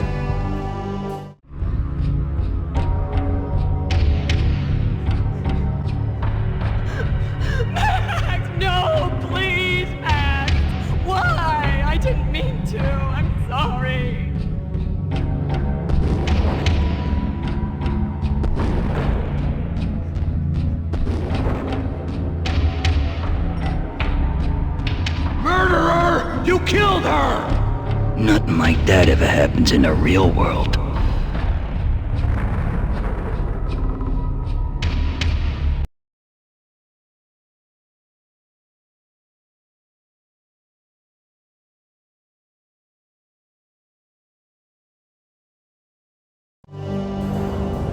I woke up in a bad dream. My head felt 2 sizes too small for my brain. Max Payne. I envy your name. And the killer was smiling. Pleased to meet you. I'm Frankie the Bat Niagara. Niagara, as in you cry a lot? He had a baseball bat and I was tied to a chair. Pissing him off was the smart thing to do.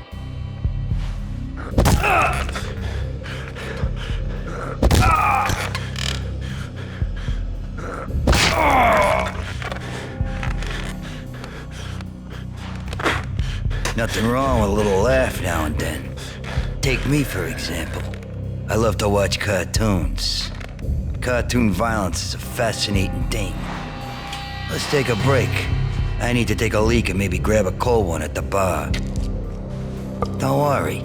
I'll be back to finish this off. And then, it's checkout time. You play, you pay, you bastard. He swaggered out, and the door clanged shut behind him, locks clicking into place. Everyone makes mistakes. Mine hadn't been to crack jokes about the goon with the bat. He'd have cracked my skull regardless. It hadn't even been to trust a girl with a gun. I had blindly gone after the first bad guy on my hit list when I should have been aiming further up the ladder, at the head of the Punchinello family. I couldn't bring myself to be pissed at Mona. Guess I had a soft spot for her pretty face.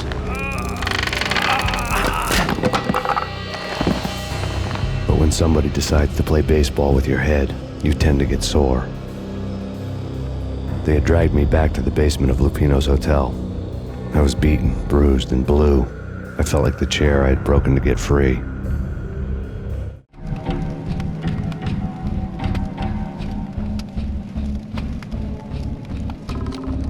All I had was Niagara's bat, sticky with my own blood.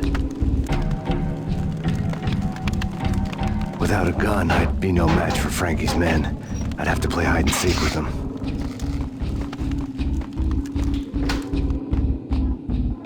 It's Frankie's turn. We'll take care of it. Wouldn't mind having a go at him. It's Frankie's turn. Yeah, I know that.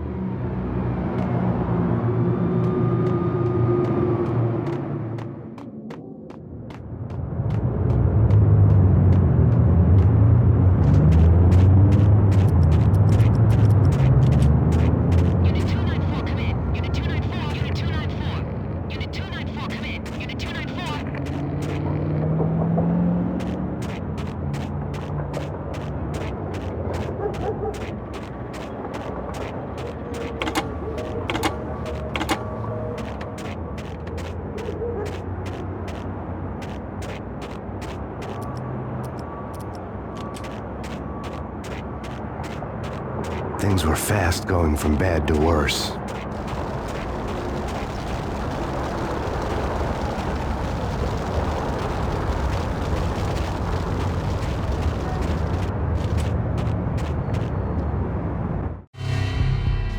The men in blue had come and gone. They had decorated the place with chalk outlines and tied it together with yellow tape. The cops who had stayed behind were dead. Frankie, his boys, and I had the place all for ourselves.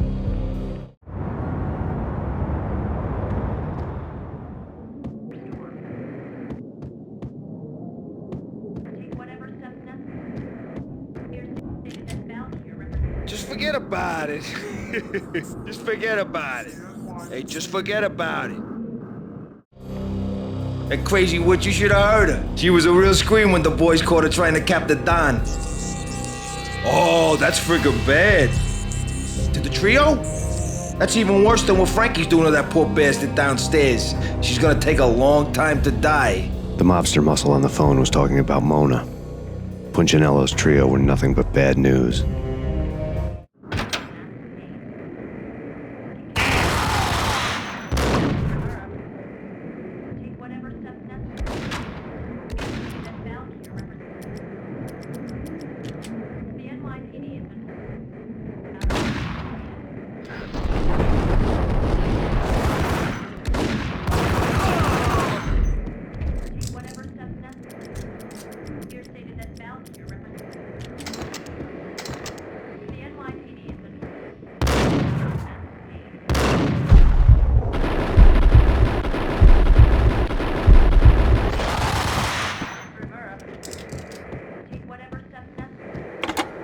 More evidence that Punchinello didn't like me much. The fact remains that all the victims so far identified in the Ragnarok shooting have been known criminals, many of whom had large doses of V in their blood. Reliable sources say that Max Payne was also among those killed, although no body has been recovered at this time. Reliable sources. That meant somebody thought the mafia had me, didn't want the cops snooping around anymore. The body would be delivered to them barely recognizable. Case closed. Don Punchinello had the power to be that reliable source, which was no news. But his news was old news. Framing me hadn't been enough. Don Punchinello had put a hit on me. He wanted me dead, and it had been important enough for him to give written instructions to Frankie about it. Max Payne should die like a dog for the trouble he's caused. Frankie, I know I can trust you to give this matter the dedication it needs.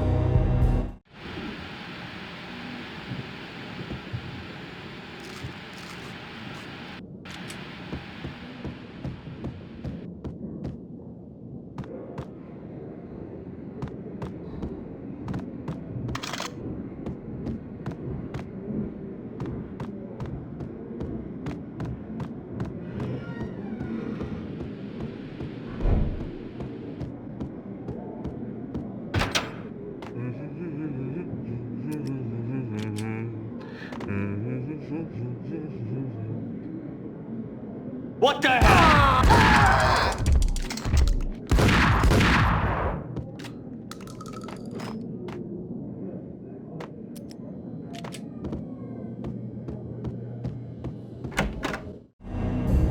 The hotel bar was fast developing quite a history. True to his words, Frankie was there, having a beer. Jesus Christ. How the hell did you get loose? Got bored waiting.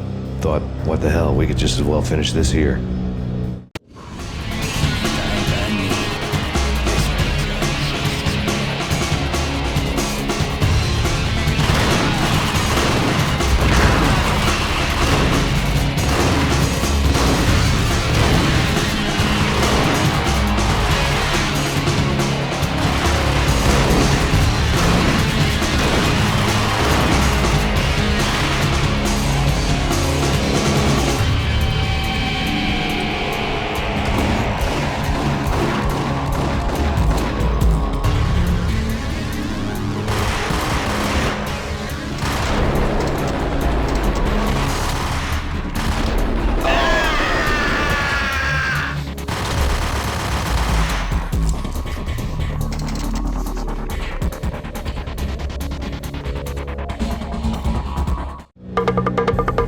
Thank you. You've been a lovely audience.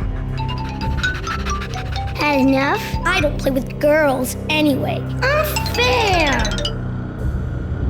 I spotted the tail as soon as I left the hotel. A big black Mercedes. I'd seen the car before. That time it had heralded impressive explosions. Vladimir was back. Bang! You're dead, Max Payne. I might have laughed if I remembered how. What's this supposed to be? Cops and robbers? Look, you want something with me? Get in line. Peace, man. Relax. You know you are a real news item. Armed and dangerous. I am going to make you an offer you can't refuse. I've always wanted to say that. It's a bum rap. I've been framed. That's a moot point. Whatever you did or did not do, I'm sure you had good reason for doing it. Want to hear me out? I'm listening.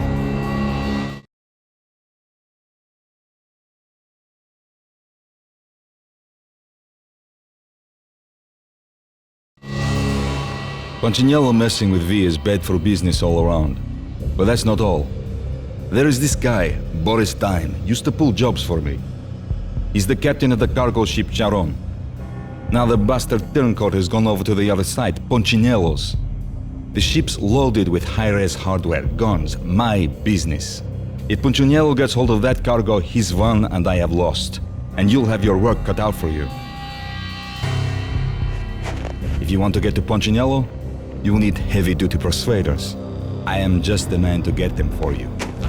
Change the ship back under my flag, maybe pop 2 in the traitor Dime's head while you're at it. You'll get enough guns to start the apocalypse. You in or out? Let's get this show on the road. Vladimir was one of those old-time bad guys with honor and morals, which made him almost one of the good guys. None of us was a saint. The Brooklyn riverfront was a maze of rusty containers, sharp-boned cranes looming up from the snowstorm. On a night like this, you couldn't help but think of the dark army of dead men sleeping with the fishes, cement shoes in line. No Minotaur lurked in this labyrinth, but somewhere out there, on the clanking deck of his cargo freighter, the skipper of the Chiron was waiting, like the ferryman of the river Styx.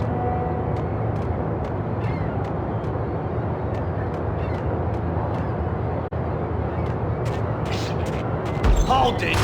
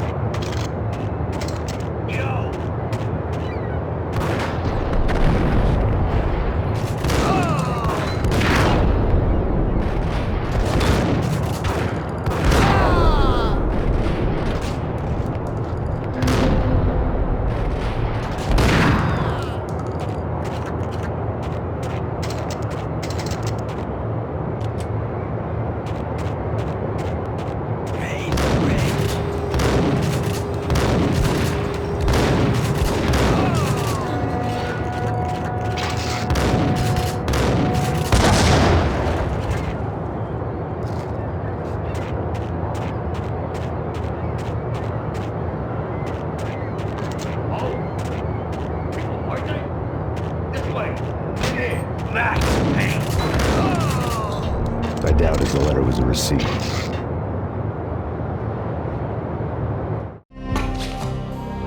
Rico Muerte had come to town to do more than just sort out family troubles. Exhibits number 1, 2, and 3. A briefcase of money, a sniper rifle, and an envelope with one word neatly printed on a folded piece of expensive paper. Mayor. It didn't sound like a mafia contract at all. It was too cold and too to the point.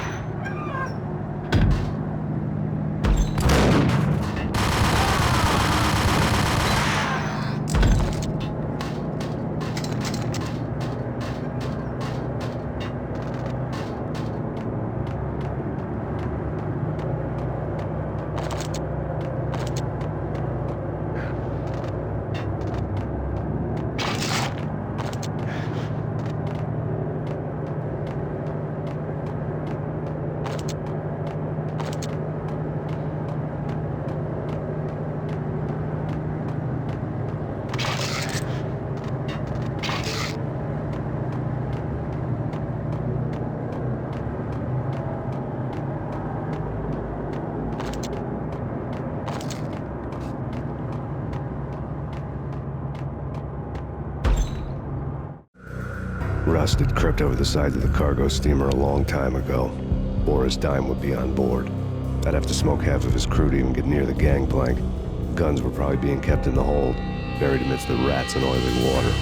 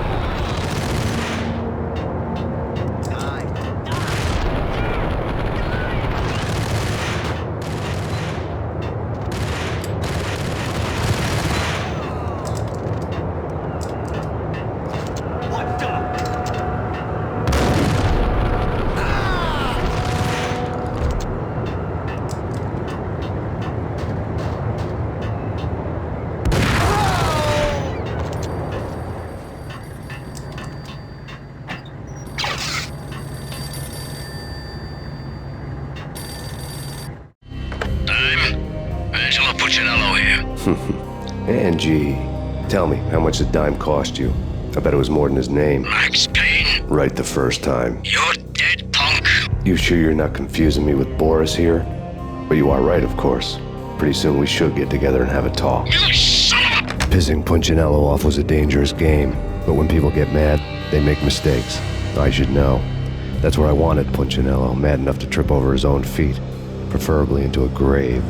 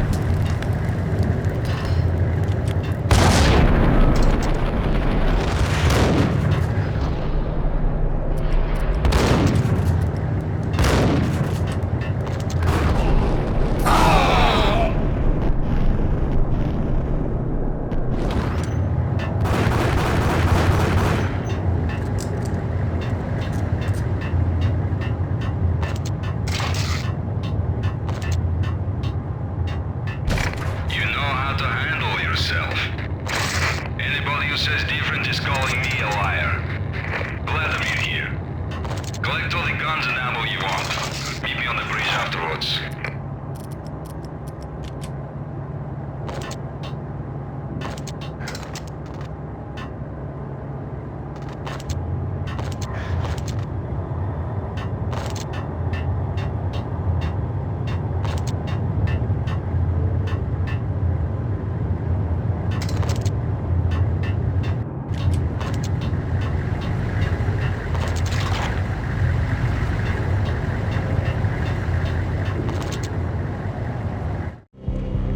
Did you get everything you need? Check. I owe you. Anything you need. This is my solo. When I'm through, Punchinello won't be anybody's problem anymore. Clear as vodka. But anytime you get between a rock and a hard place, just whistle. This could be the beginning of a beautiful friendship. You really get a bang out of this big-time gangster act, don't you?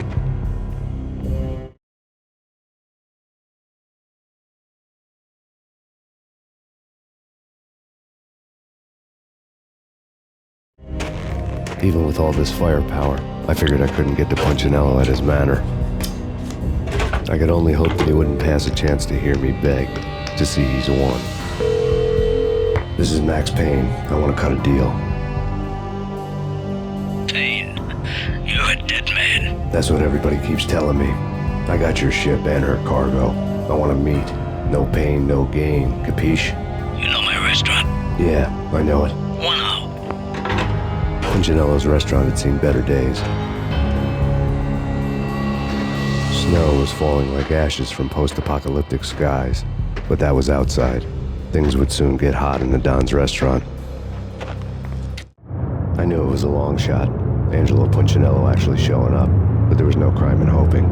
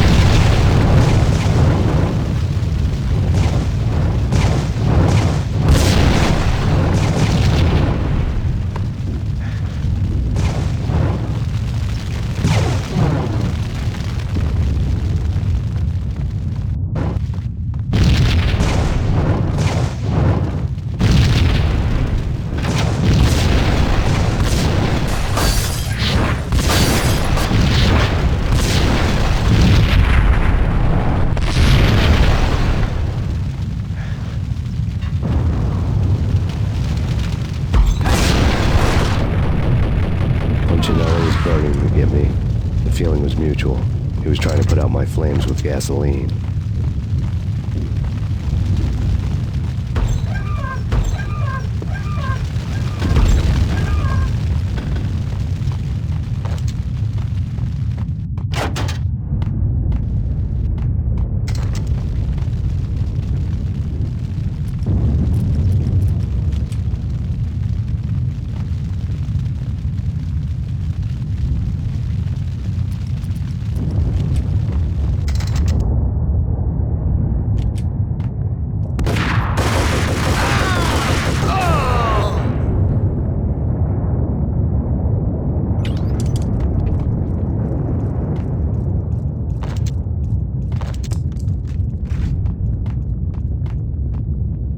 Mobsters have been guarding a real treasure, the way out of this disco inferno.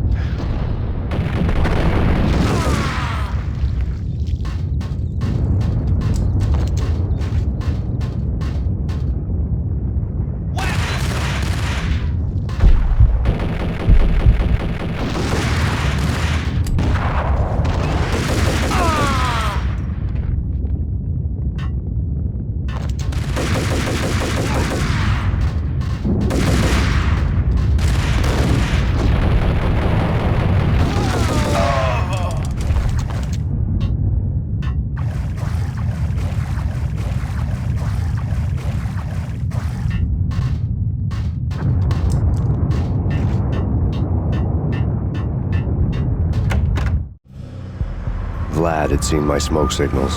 The Mercedes was revving to go, almost drowning out the banshee wail of the sirens. You coming?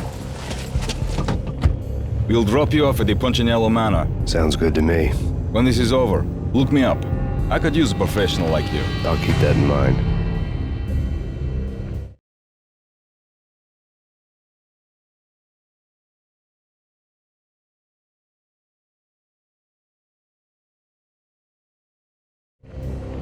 The night groaned with cold. The garden lights flickered nervously. In their light, the falling snow was dead white before the darkness ate it up. I had heard the stories. The trio were mad dogs. They'd have hung the heads of their enemies over the manor gates if the capo had only let them. Punchinello wanted pain. He'd see the pain. The trick in my situation was that there was no trick, no matter what the movies tell you. No rules, no secret mantra, no roadmap. It wasn't about how smart or how good you were. It was chaos and luck, and anyone who thought different was a fool. All you could do was to hang on madly, as long and as hard as you could. Someone had graciously left the back door open for me and killed the guards. My money was on Mona. I knew the trio would be standing between me and Punchinello. I had read their rap sheets, thick as phone books. No one would be walking out of here alive. The numbing cold of the broken night had followed me in. Upstairs, the trio tangoed down the manor halls to the silent rhythm of their murderous hearts. The blood of their victims rust on their lips. Vince Mugnano, Pilot Providence aka Big Brother, and Joe Deadpan Salem. The pistol was a frozen lump in my hand, piercing the skin, gnawing me to the bone.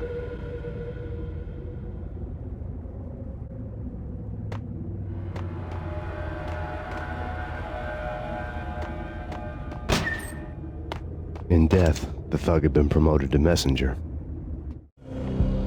Someone hadn't enjoyed the Don's hospitality. Someone with a flair for the dramatic.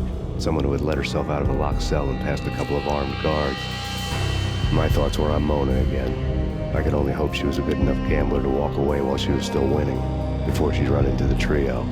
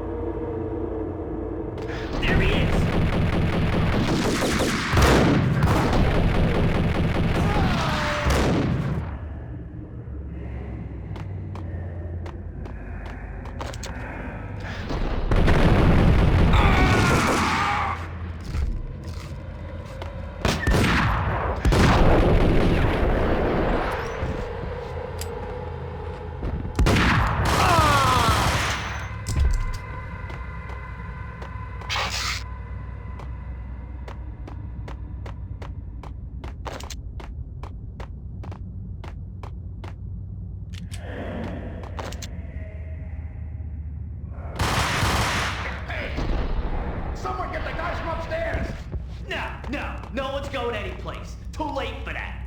He walks in, we waste him. Vinny and Joe and Pilot won't get the credit for this kill.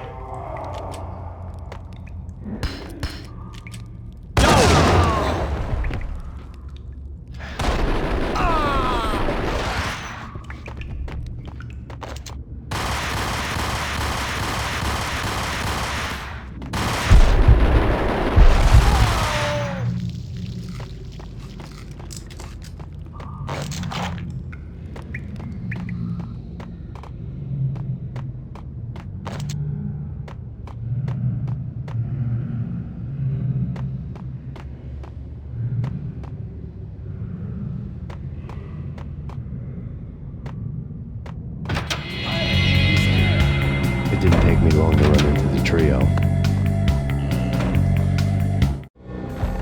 The word on Lisa Punchinello was that she was a bit of a witch. The tarot cards on the kitchen table fit the picture. They weren't my kind of cards, but I was willing to take a crack at the hand Mrs. Punchinello had dealt. The first card was the tower. Maybe that was supposed to be the manor. It got easy after that. The devil was the master of the house, and death was me, coming for him.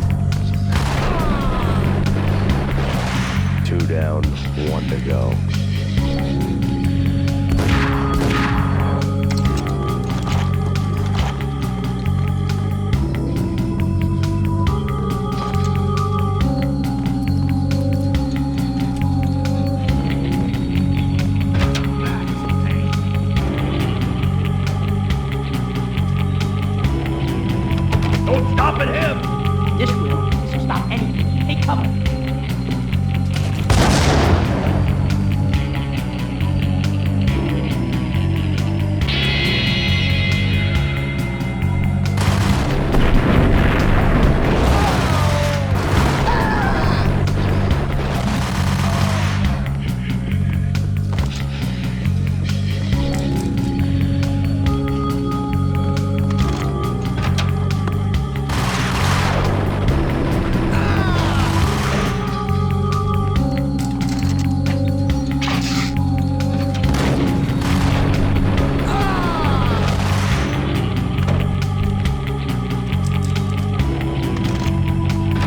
Too late for her.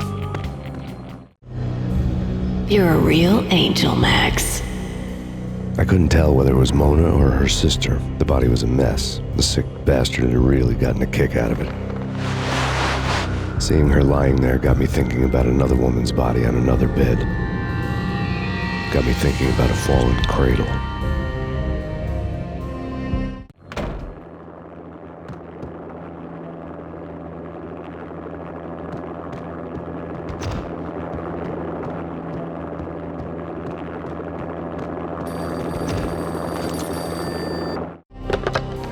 Max Payne. Talk to me. Alfred Woden. You've got company. An armed helicopter just landed on the manor grounds. You must hurry. The more the merrier. Into the road, Payne.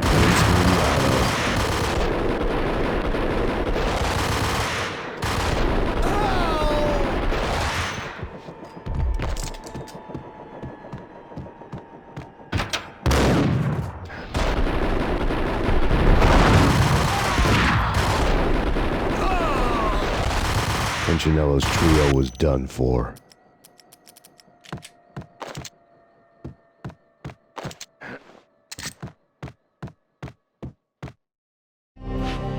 Outside my door. Hurry. He's coming for me. You gotta hurry. Please. I could hear Punchinello on the phone begging for help. He should have been saying his goodbyes. Punchinello was a pushover. The moment I stepped into the room, he folded like a deuce before a royal flush. No, wait. I was just doing what I was told. I couldn't refuse. She's someone high up. Government, maybe. I don't know. He was trying to buy more sand for his hourglass. I wasn't selling any. No, I told him not to.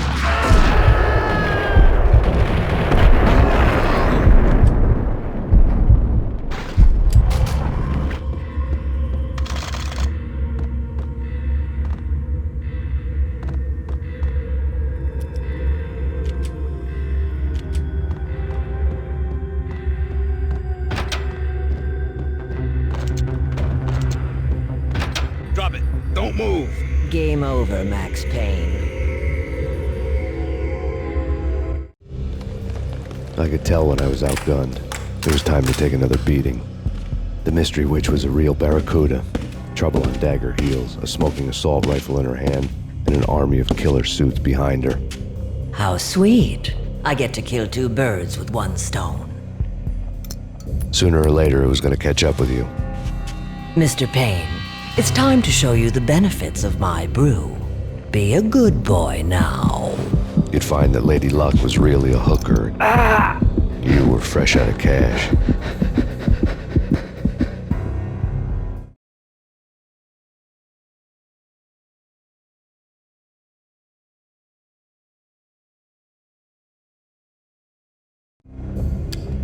Gentlemen, we're done here. Take me to Cold Steel. She had just given me an OD of Valkyr. I could feel green fire eating my brains. They turned to steam. They did a fade on me. I'd never had a chance. The witch had got me just as sure as if she put a gun to my head and pulled the trigger. The shadows rushed me, bruised mugshot faces hungry for revenge. They knew my weak spots and closed in for the kill. The floor turned into a vortex of green blood. I fell. The flesh of fallen angels.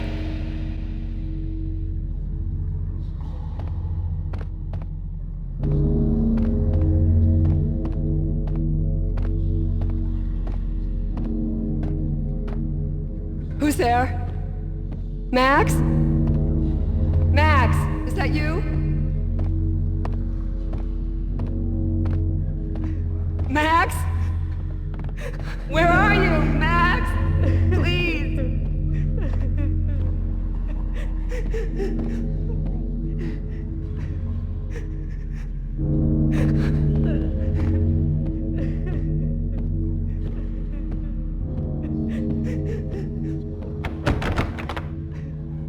No, please, Max, no. I'm sorry. Please don't, Max, no.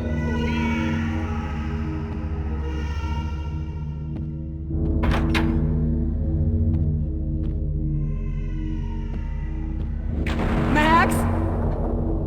Where are you, Max? Please. The letter was staring at me.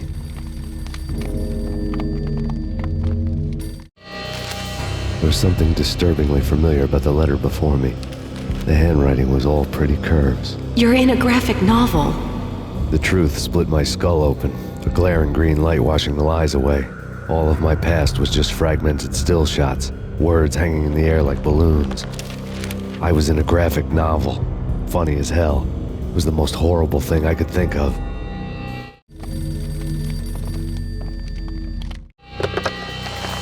Shiny stuff and dreams are made of stooped necromancers. He sings like a banana wrist, having strayed too close to the constellations on their shaved skulls. There was a bad line in a prank call. Someone spouting insane babble. I couldn't make sense of it.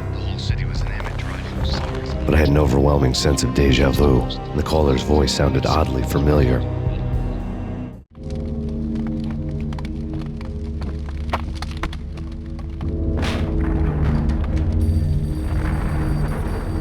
The weird piece of paper looked dangerous. There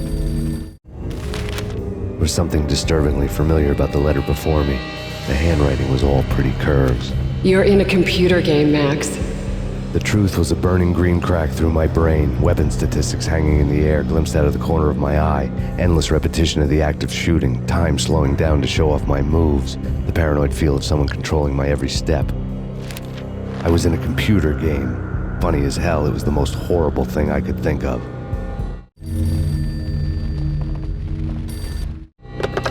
Don't lose it. It's Valkyr. The drug. Snap out of it.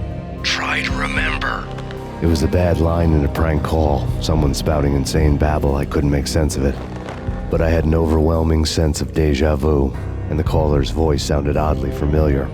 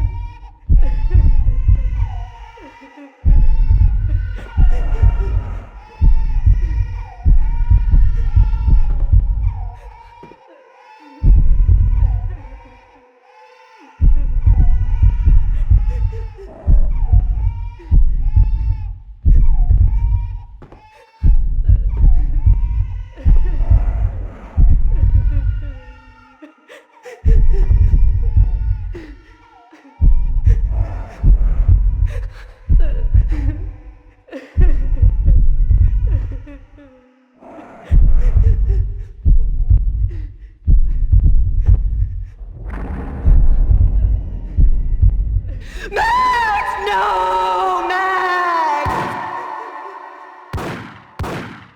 Murderer! You killed her!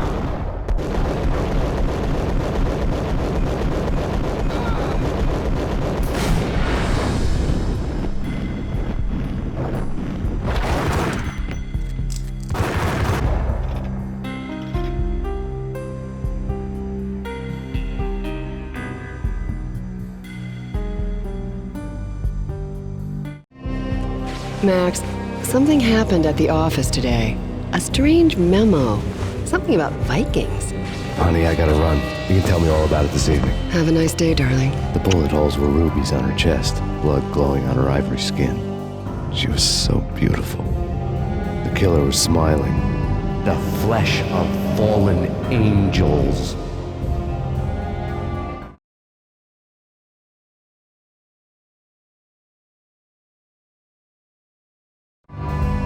Slowly, the green nightmare faded, leaving dark stains on my soul that would never come off. I felt like flatlining. I was all shook up.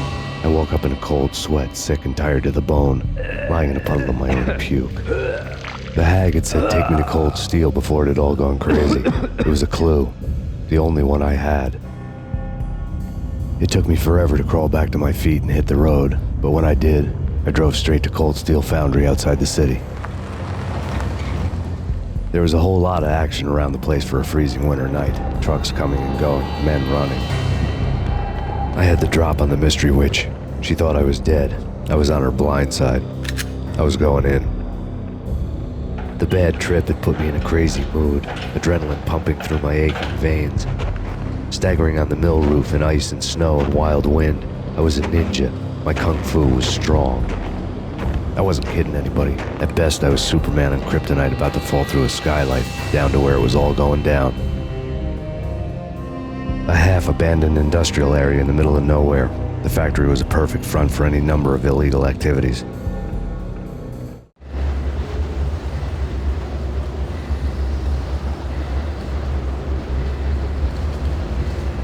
In the belly of the plant, molten metal boiled and bubbled like a witch's brew.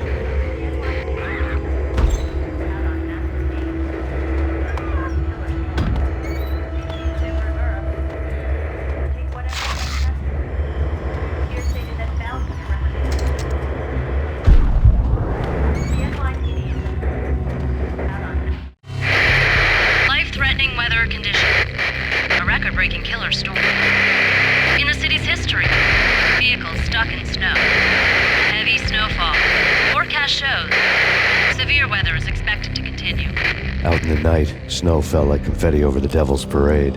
The storm was anything but over.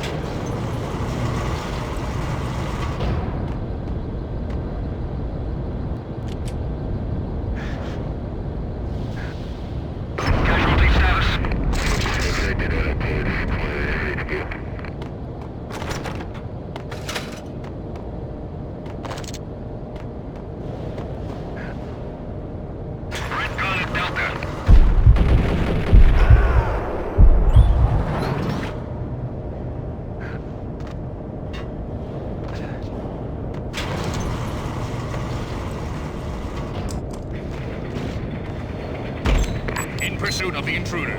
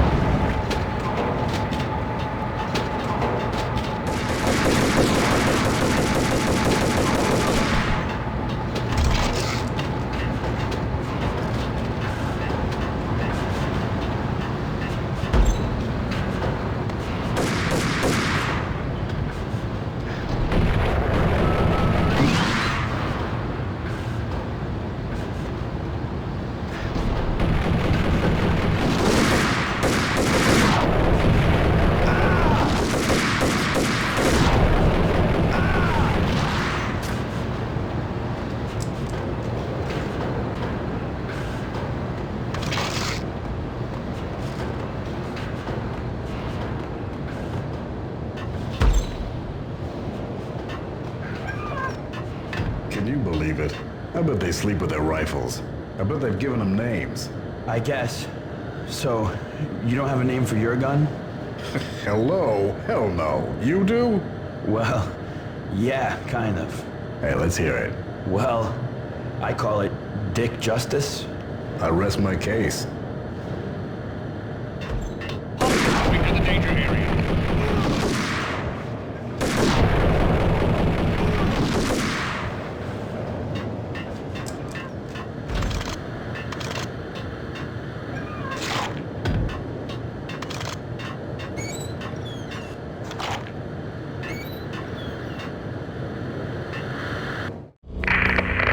Perimeter breached. The facility has been compromised. Repeat, the Deep Six has been compromised. Initiate Operation Deadeye. The walkie-talkie military lingo could mean only one thing. They were getting ready to destroy the evidence and vanish into the night. I was so close. The hidden truths were just around the corner.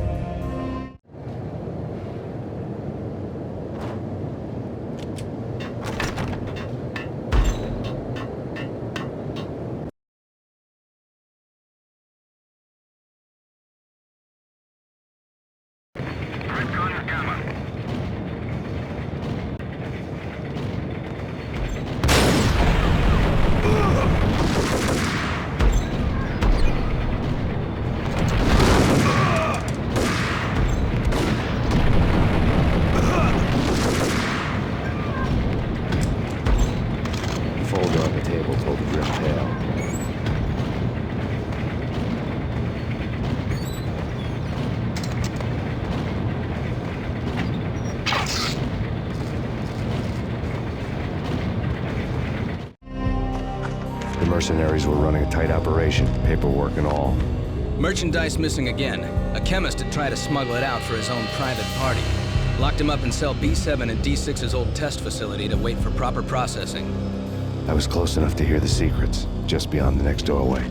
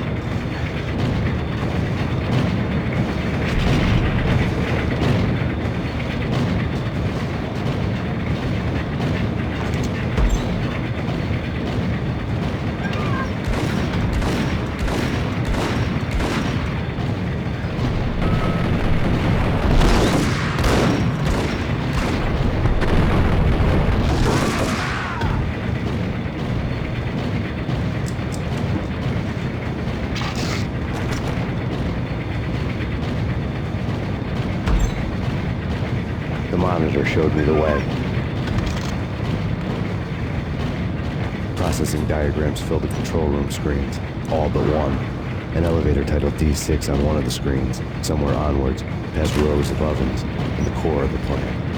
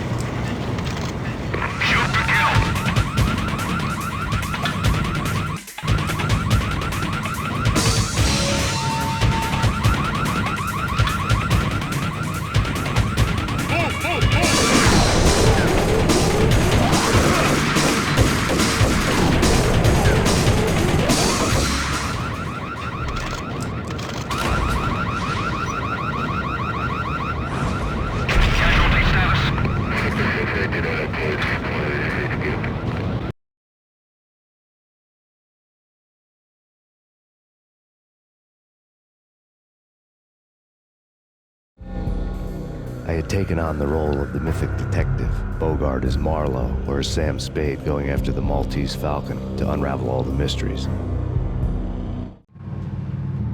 Following a path of clues to that final revelation, even if it would take me down to the cold, cavernous depths of a grave. You can't do this! My men are still inside! Do you have any idea why this is called Operation Deadeyes?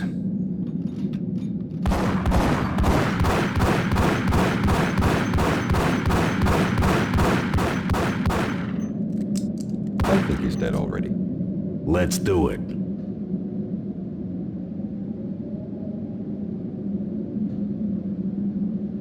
Attention all personnel. The self-destruction sequence has been initiated. Evacuate the complex immediately. We've got company! The self-destruction sequence has been initiated. Proceed to the nearest exit immediately.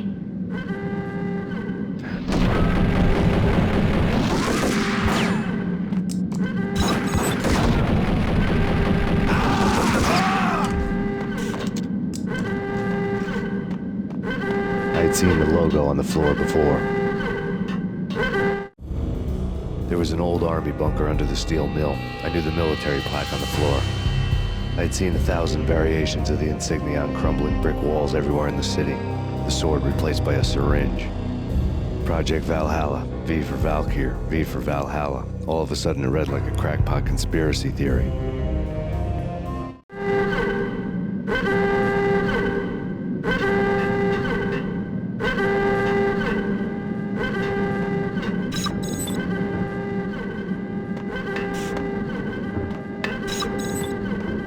Abort! The self-destruction sequence has been initiated! Go, alert! Moving to the blocking position.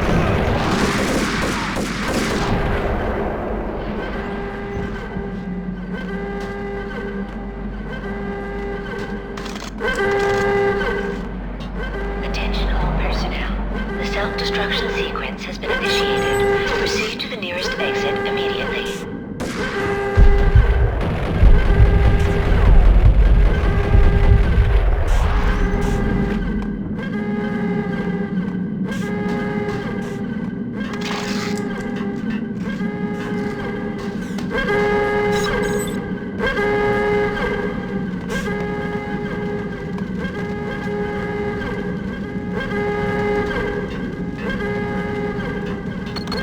Like everything else in the Valkyr case, the door code was a mystery to me.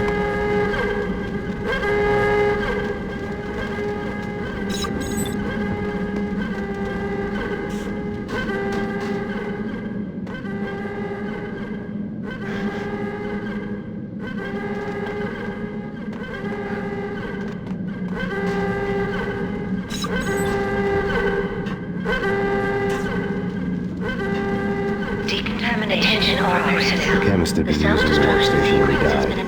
The half-life of the lab rat had ended online, his password blinking on the screen. 665, the neighbor of the beast.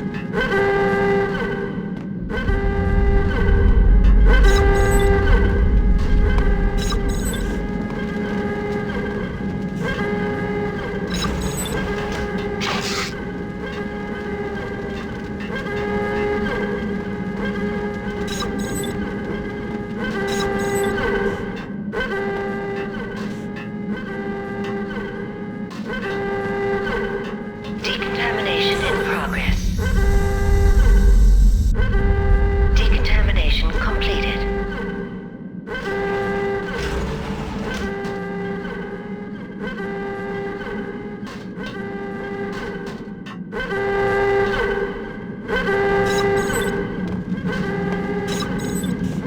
Attention all personnel.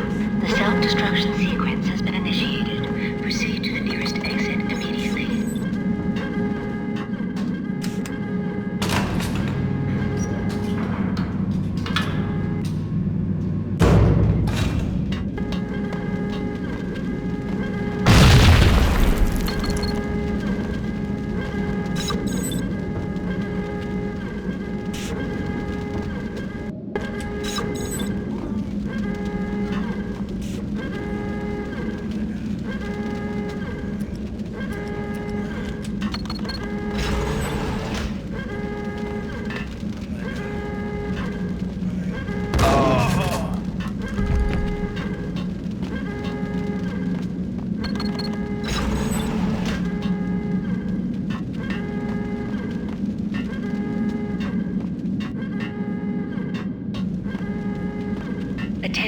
personnel.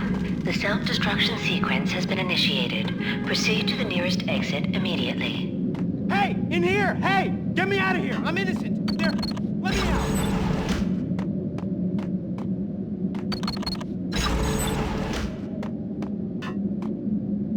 Hey! In here! Hey! Get me out of here! I'm innocent! There! Let me out! Thanks! I thought I was gonna die in there for sure. I need you to get me through the decontamination chamber airlock. You're crazy! No way! The place is blowing up, for Christ's sakes! Either that or back to the cell. Your choice. Okay, I'll do it. I'll do it.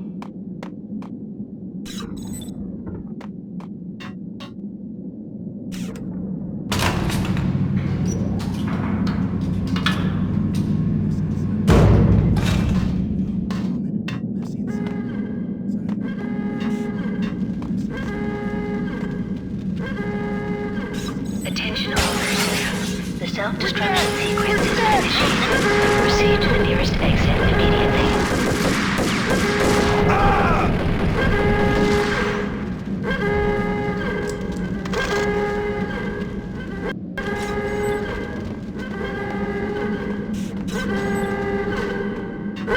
Get in!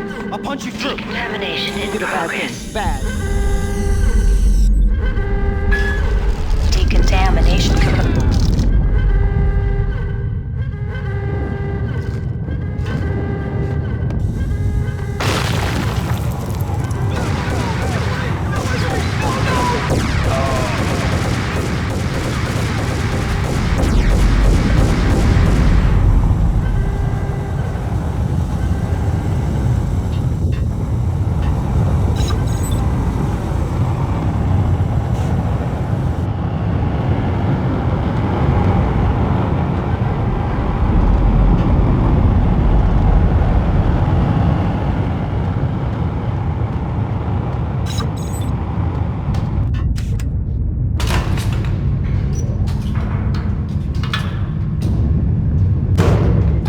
Caught in the middle of the deadly web that was the Valkyr case.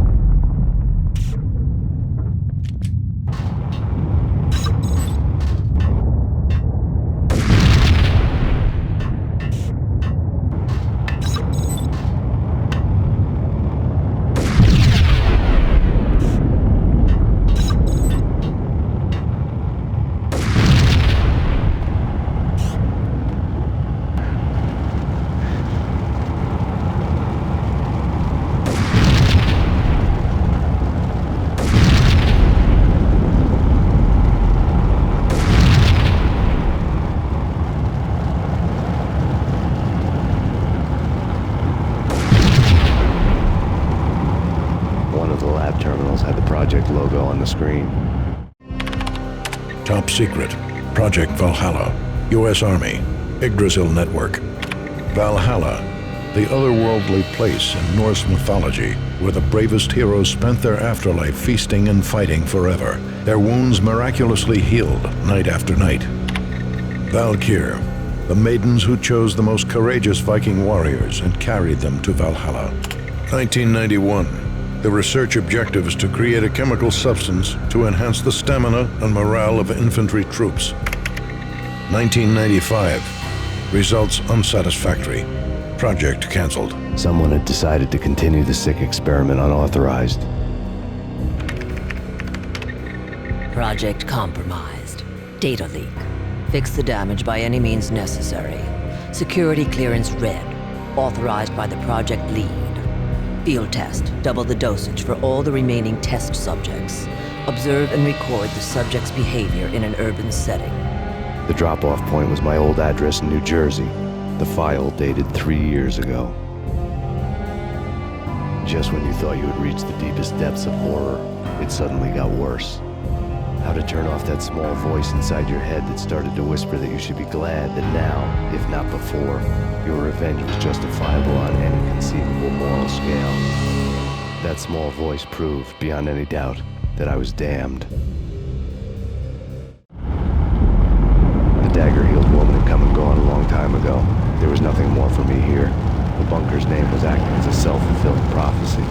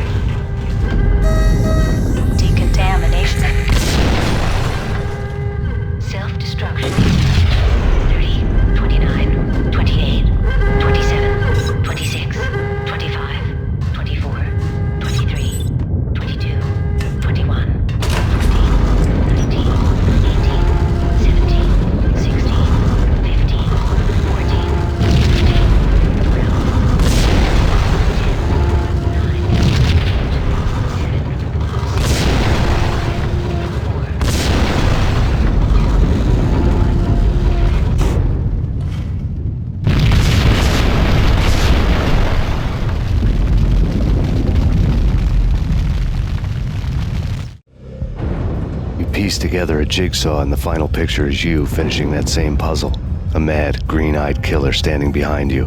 An urban legend come true. The Project Valhalla test subjects had been the mad junkies who had murdered my loved ones. The rest was simple body count math. It all pointed to her. Ms. Valkyr. The factory went up in a fiery inferno behind me. All my leads were dead, turned to smoke and dust. I had lost my way. I hadn't slept in a million years.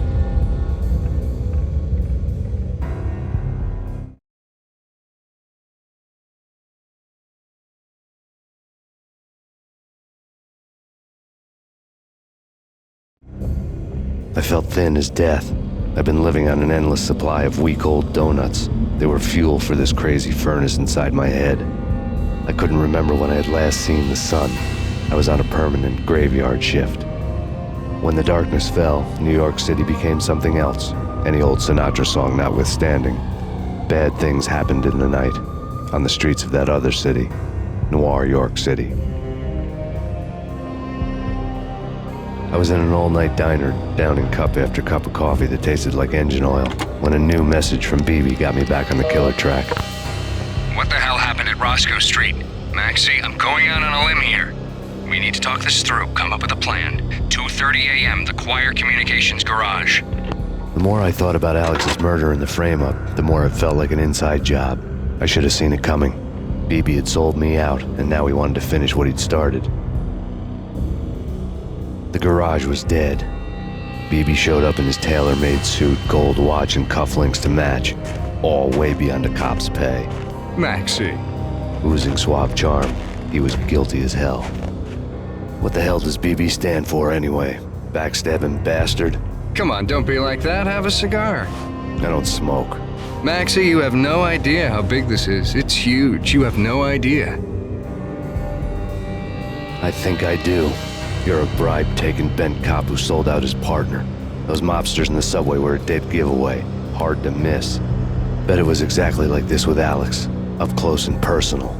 You can't win this one, Max. No, but I can make damn sure none of you do either. BB turned out to be another cardboard cutout bad guy.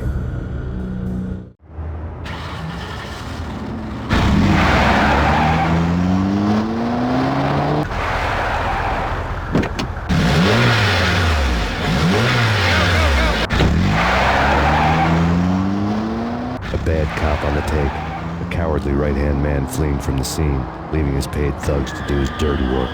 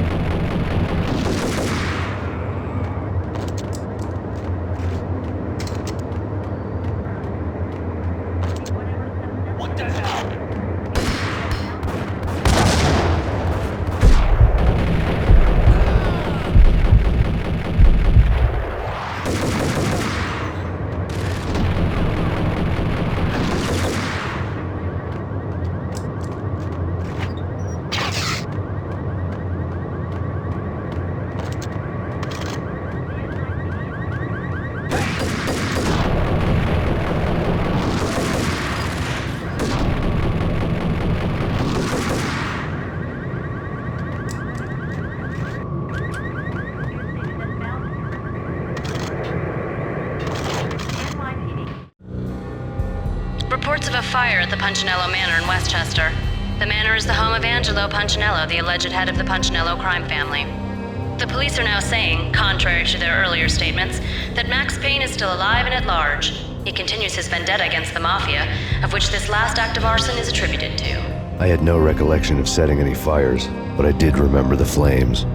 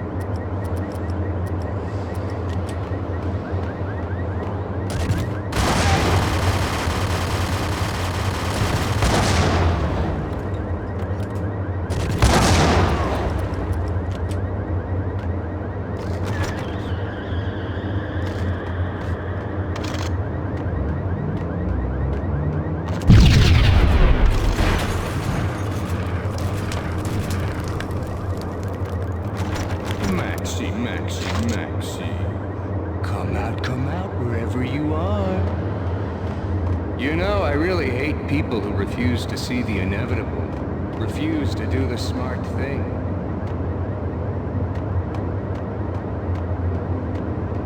No, I must do the right thing.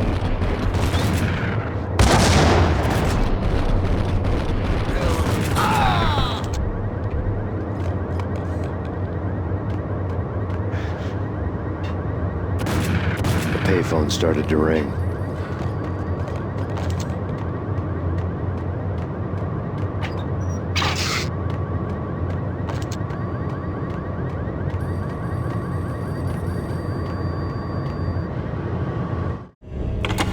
Yeah.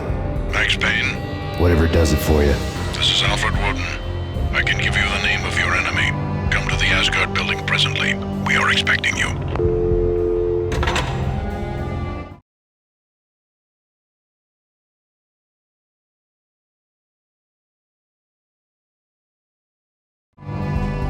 Woden was waiting for me on the steps of the old building. Mr. Payne, let's go inside. The others are anxious to begin. The others? Despite the general misconception, this building actually predates the City Hall by 2 years, thus being the oldest municipal building still in use here at the foot of the Brooklyn Bridge. No kidding. The old man played tour guide as he led me through a dark domed hall. The answers I was after loomed large ahead. Mr. Payne, I would like to introduce you to my colleagues in what we call the Inner Circle. You've been watching too much X-Files. You have seen the files on Project Valhalla. We can fill the gaps, provide you with the information missing from those files. We were all involved in the early stages of the project during the Gulf War. What's the catch? We would very much like to blow this thing wide open, but our hands are tied. Her name is Nicole Horn. She was the key figure in Project Valhalla. When the funding was discontinued, she simply refused to quit. She knew exactly what she had in her hands. Nicole Horn is the president of Acer Corporation. She has more than half the city in her pocket. This must be kept under wraps. If you try to go public with this, we will deny any knowledge. We need you to take her out. Afterwards, we can protect you. Make all the charges go away. That was the cue for the killer suits to kick in the doors and swarm inside.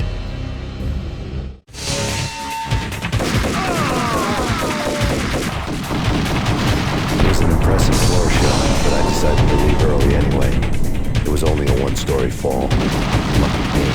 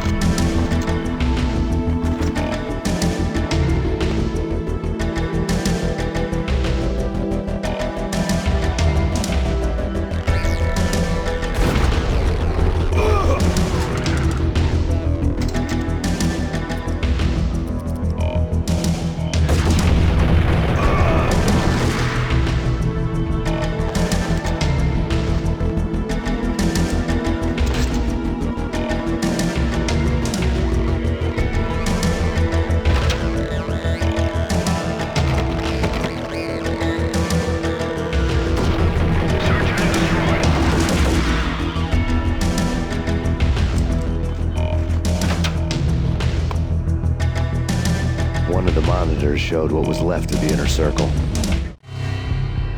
On screen, the so-called corpse of Alfred Woden stood up, miraculously waking from his dirt nap, looking smug among his dead pals. In the land of the blind, the one-eyed man is king. I didn't know how he'd pulled it off, but it was a pretty slick way to get out of all his promises. Most of what he had said fit too well to be a load of crap.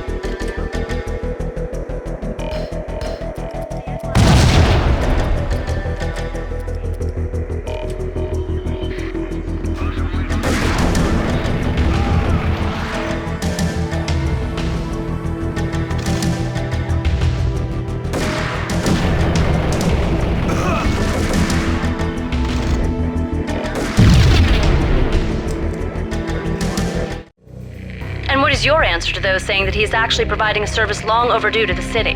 This crusade nonsense has gone too far. He's out of control. It must stop. He will be stopped. That was Deputy Chief Jim Rivera from the New York City Police Department.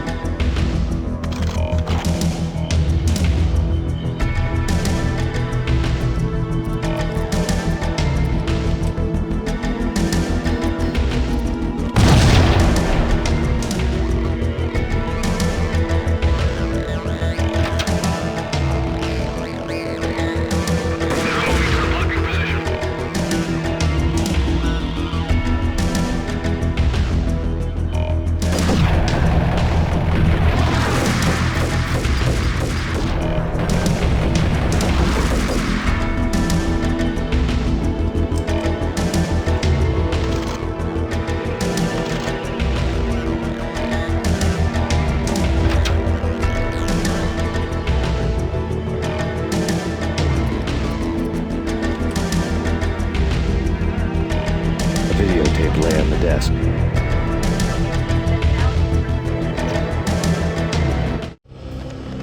Nicole Horn had blackmailed the inner circle into silence. The tape came with a curt extortion note on a piece of expensive paper. I remembered Candy Dawn taping her clients in action on the side, selling the tapes to the highest bidder. I was sure that kinky sex was nowhere near Alfred Woden's worst sin. But I had a feeling that when this was over, any collateral would come in handy.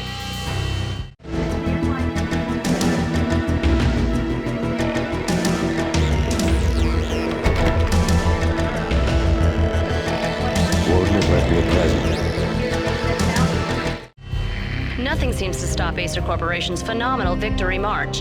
Incredibly, the stocks are still rocketing. Worried experts already see a danger in the company's success. Some have gone as far as to say that Acer Corporation is about to become an even bigger monopoly than Microsoft ever was.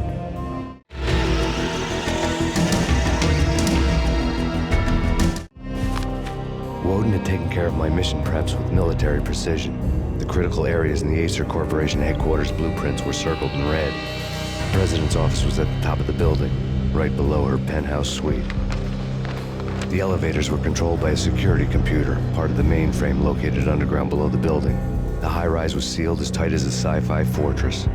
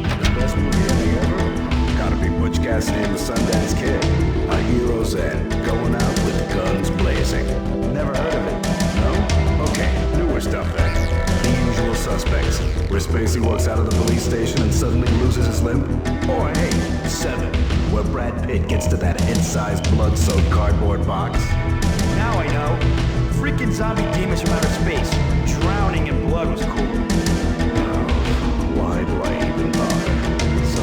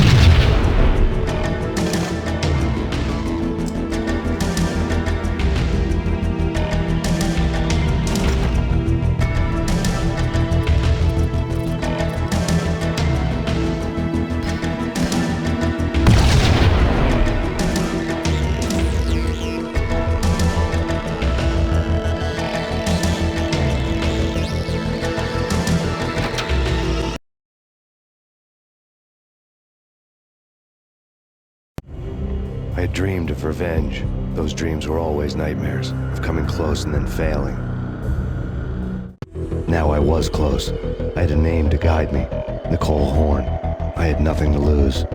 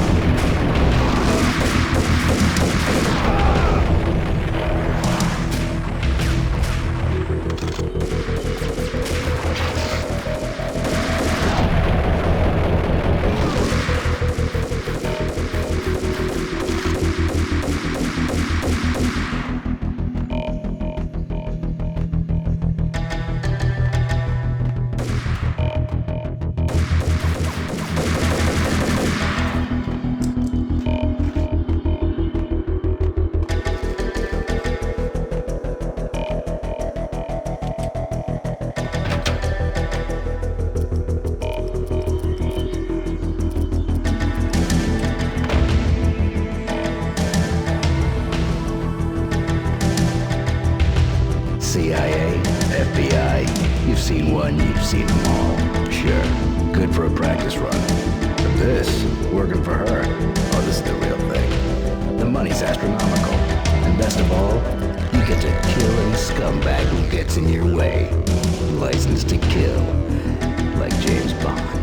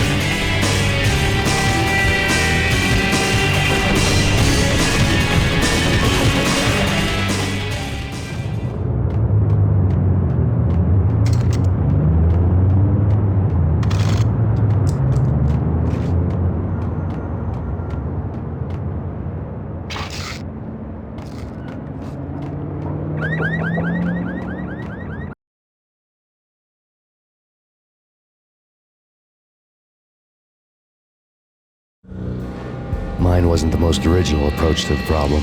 It wasn't as if it hadn't all been done before. An eye for an eye, the first principle of revenge.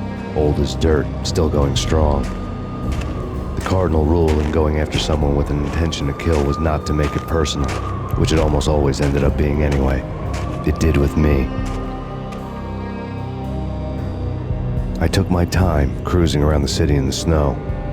There was no hurry. I knew what I had to do now.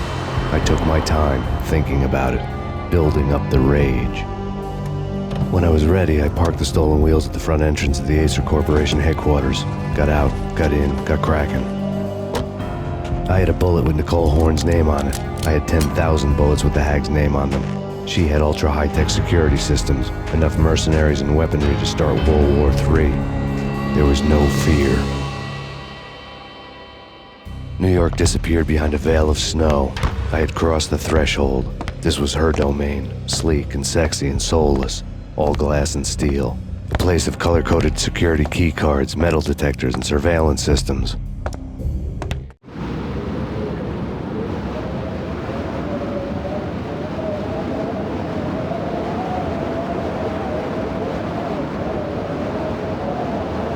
Colder than a walk-in fridge. Cold as a gun.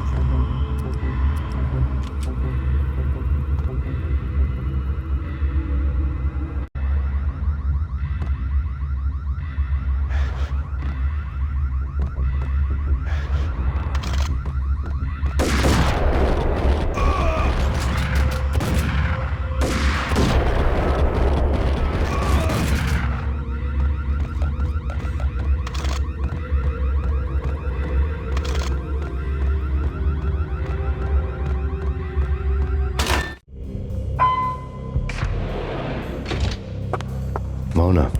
Looking good. Max, we gotta stop meeting like this. It will be a cold day in hell before I let a narc cop stop me. Miss Sachs, do your job. Relax, Max. You're a nice guy. I don't kill nice guys. You're not bad yourself. It was different when Horn wanted Punchinello dead, to cut her ties to the mafia. He deserved to die. The same goes with her. She's the bad guy here. Her sister was whispering to her in my favor. I knew the appetites of ghosts intimately. They hungered for revenge. No! A gunshot boomed and she fell down in slow motion. She was a nice girl, not really a stone-cold killer. And now she was stone-cold dead. Like religious fanatics or loyal samurai, Horn's private army was coming at me. Target located.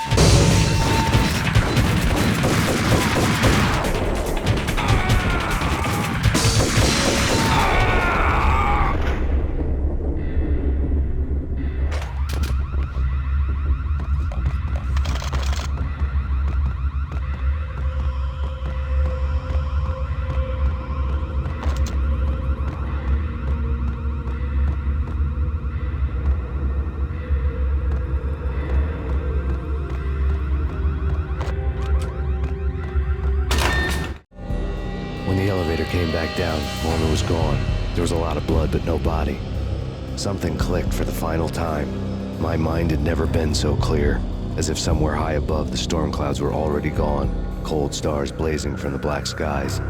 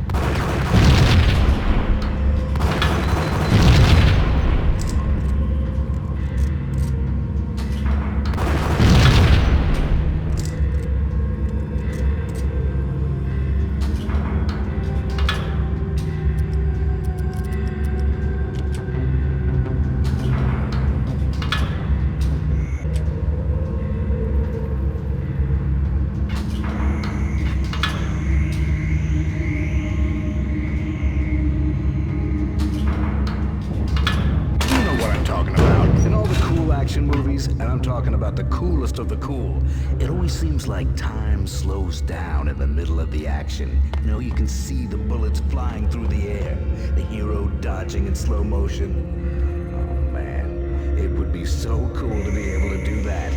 Bullet time, that's what they call it. Bullet time, yeah, would be so cool. Yo!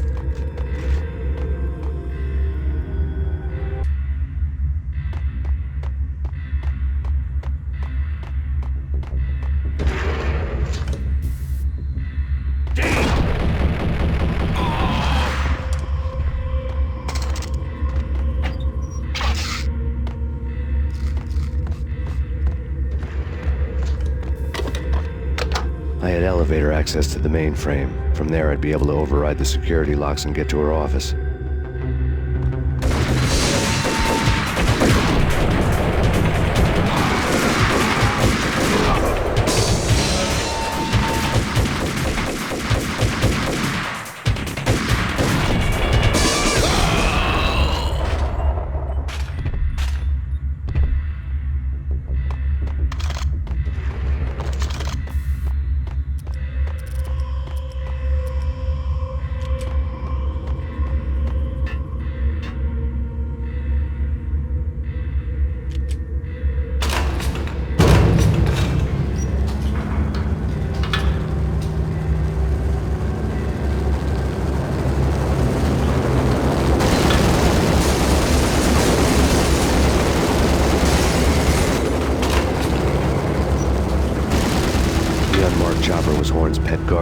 inhuman and flawless. It was stalking me.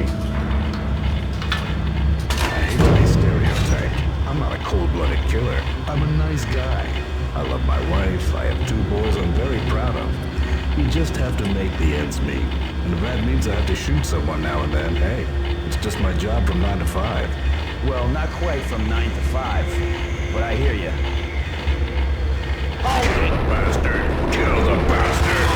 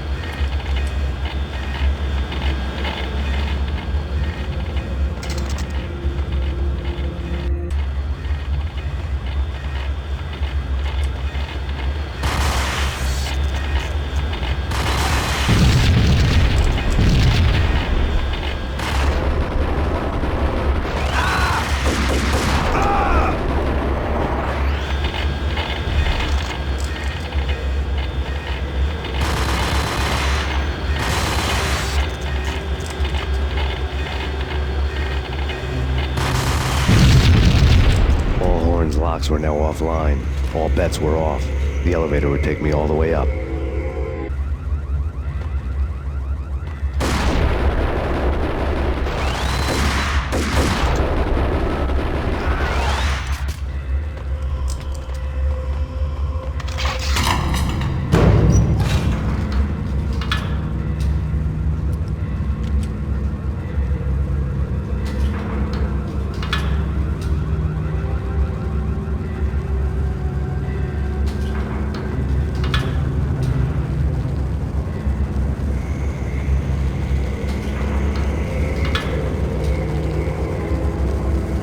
Seen from this height, the night seemed to stretch on to eternity.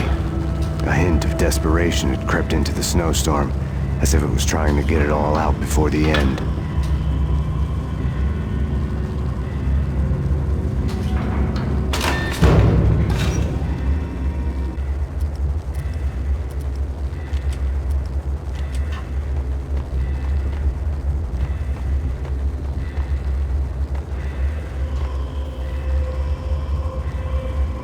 Max Payne looking.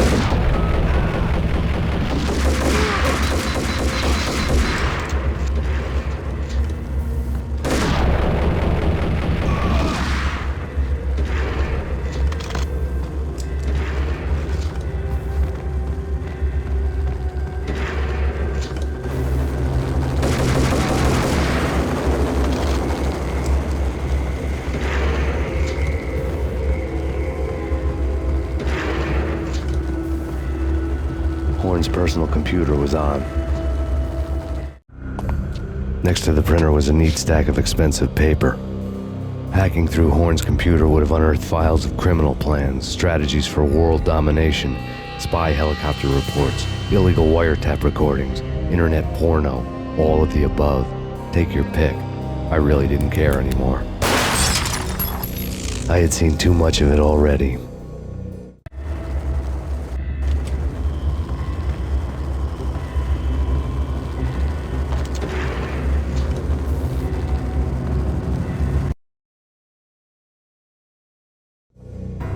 Valkyr had been meant to be a white-winged maiden that would lift you to a warrior's heaven, but it turned out to be a one-way demon ride to hell. The devil was in the drug. I knew. I had met him.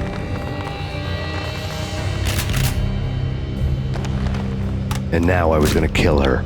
The queen of the underworld who had tried to lift herself a bit closer to heaven with her drug money. No begging, no bribes. She knew better. Honor among killers. We who were about to die, both of us knew how this would end. In pain and suffering. All this because your wife stuck her nose into things that were none of her business. The cops were coming to take me away. The sirens were like a bad conscience I couldn't shake. It's ridiculous you've made it this far. You won't be alive when they get here. Stop him!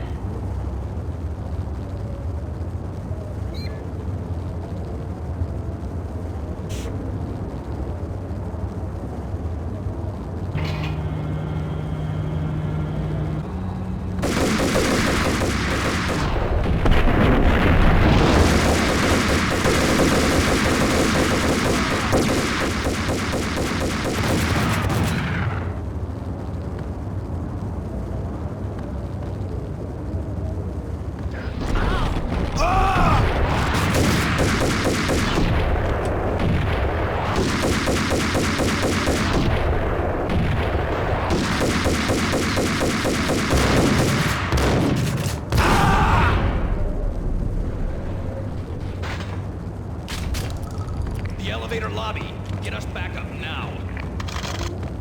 Max Payne, this is futile. A waste of time. The deaths of your wife and daughter were necessary. Inevitable. It is done. You cannot bring them back. Nothing you do will make it any better.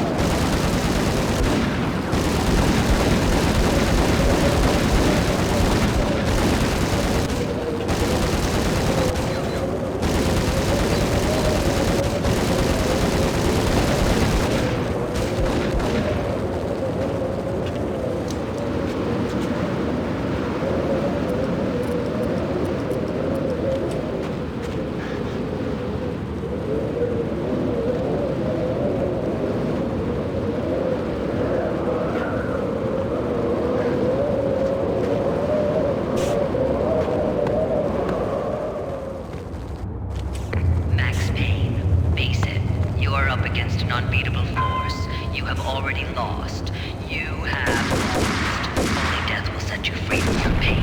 Accept it. Surrender. Give up.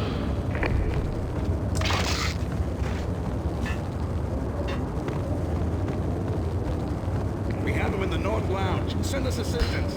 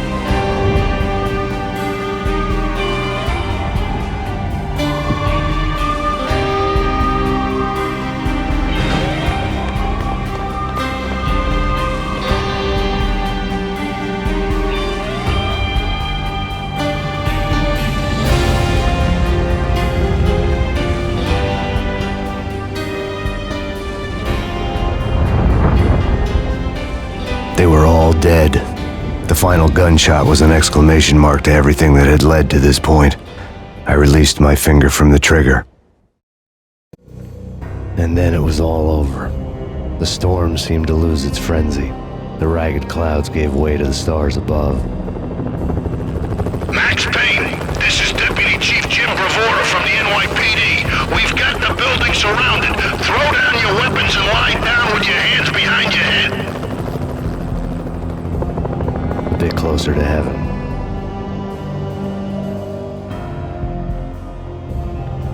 The cops' voices were distant and muted. Freeze! NYPD! Hold it right there! My ghosts released me from their haunting. Down below, New York City glittered like diamonds on black velvet.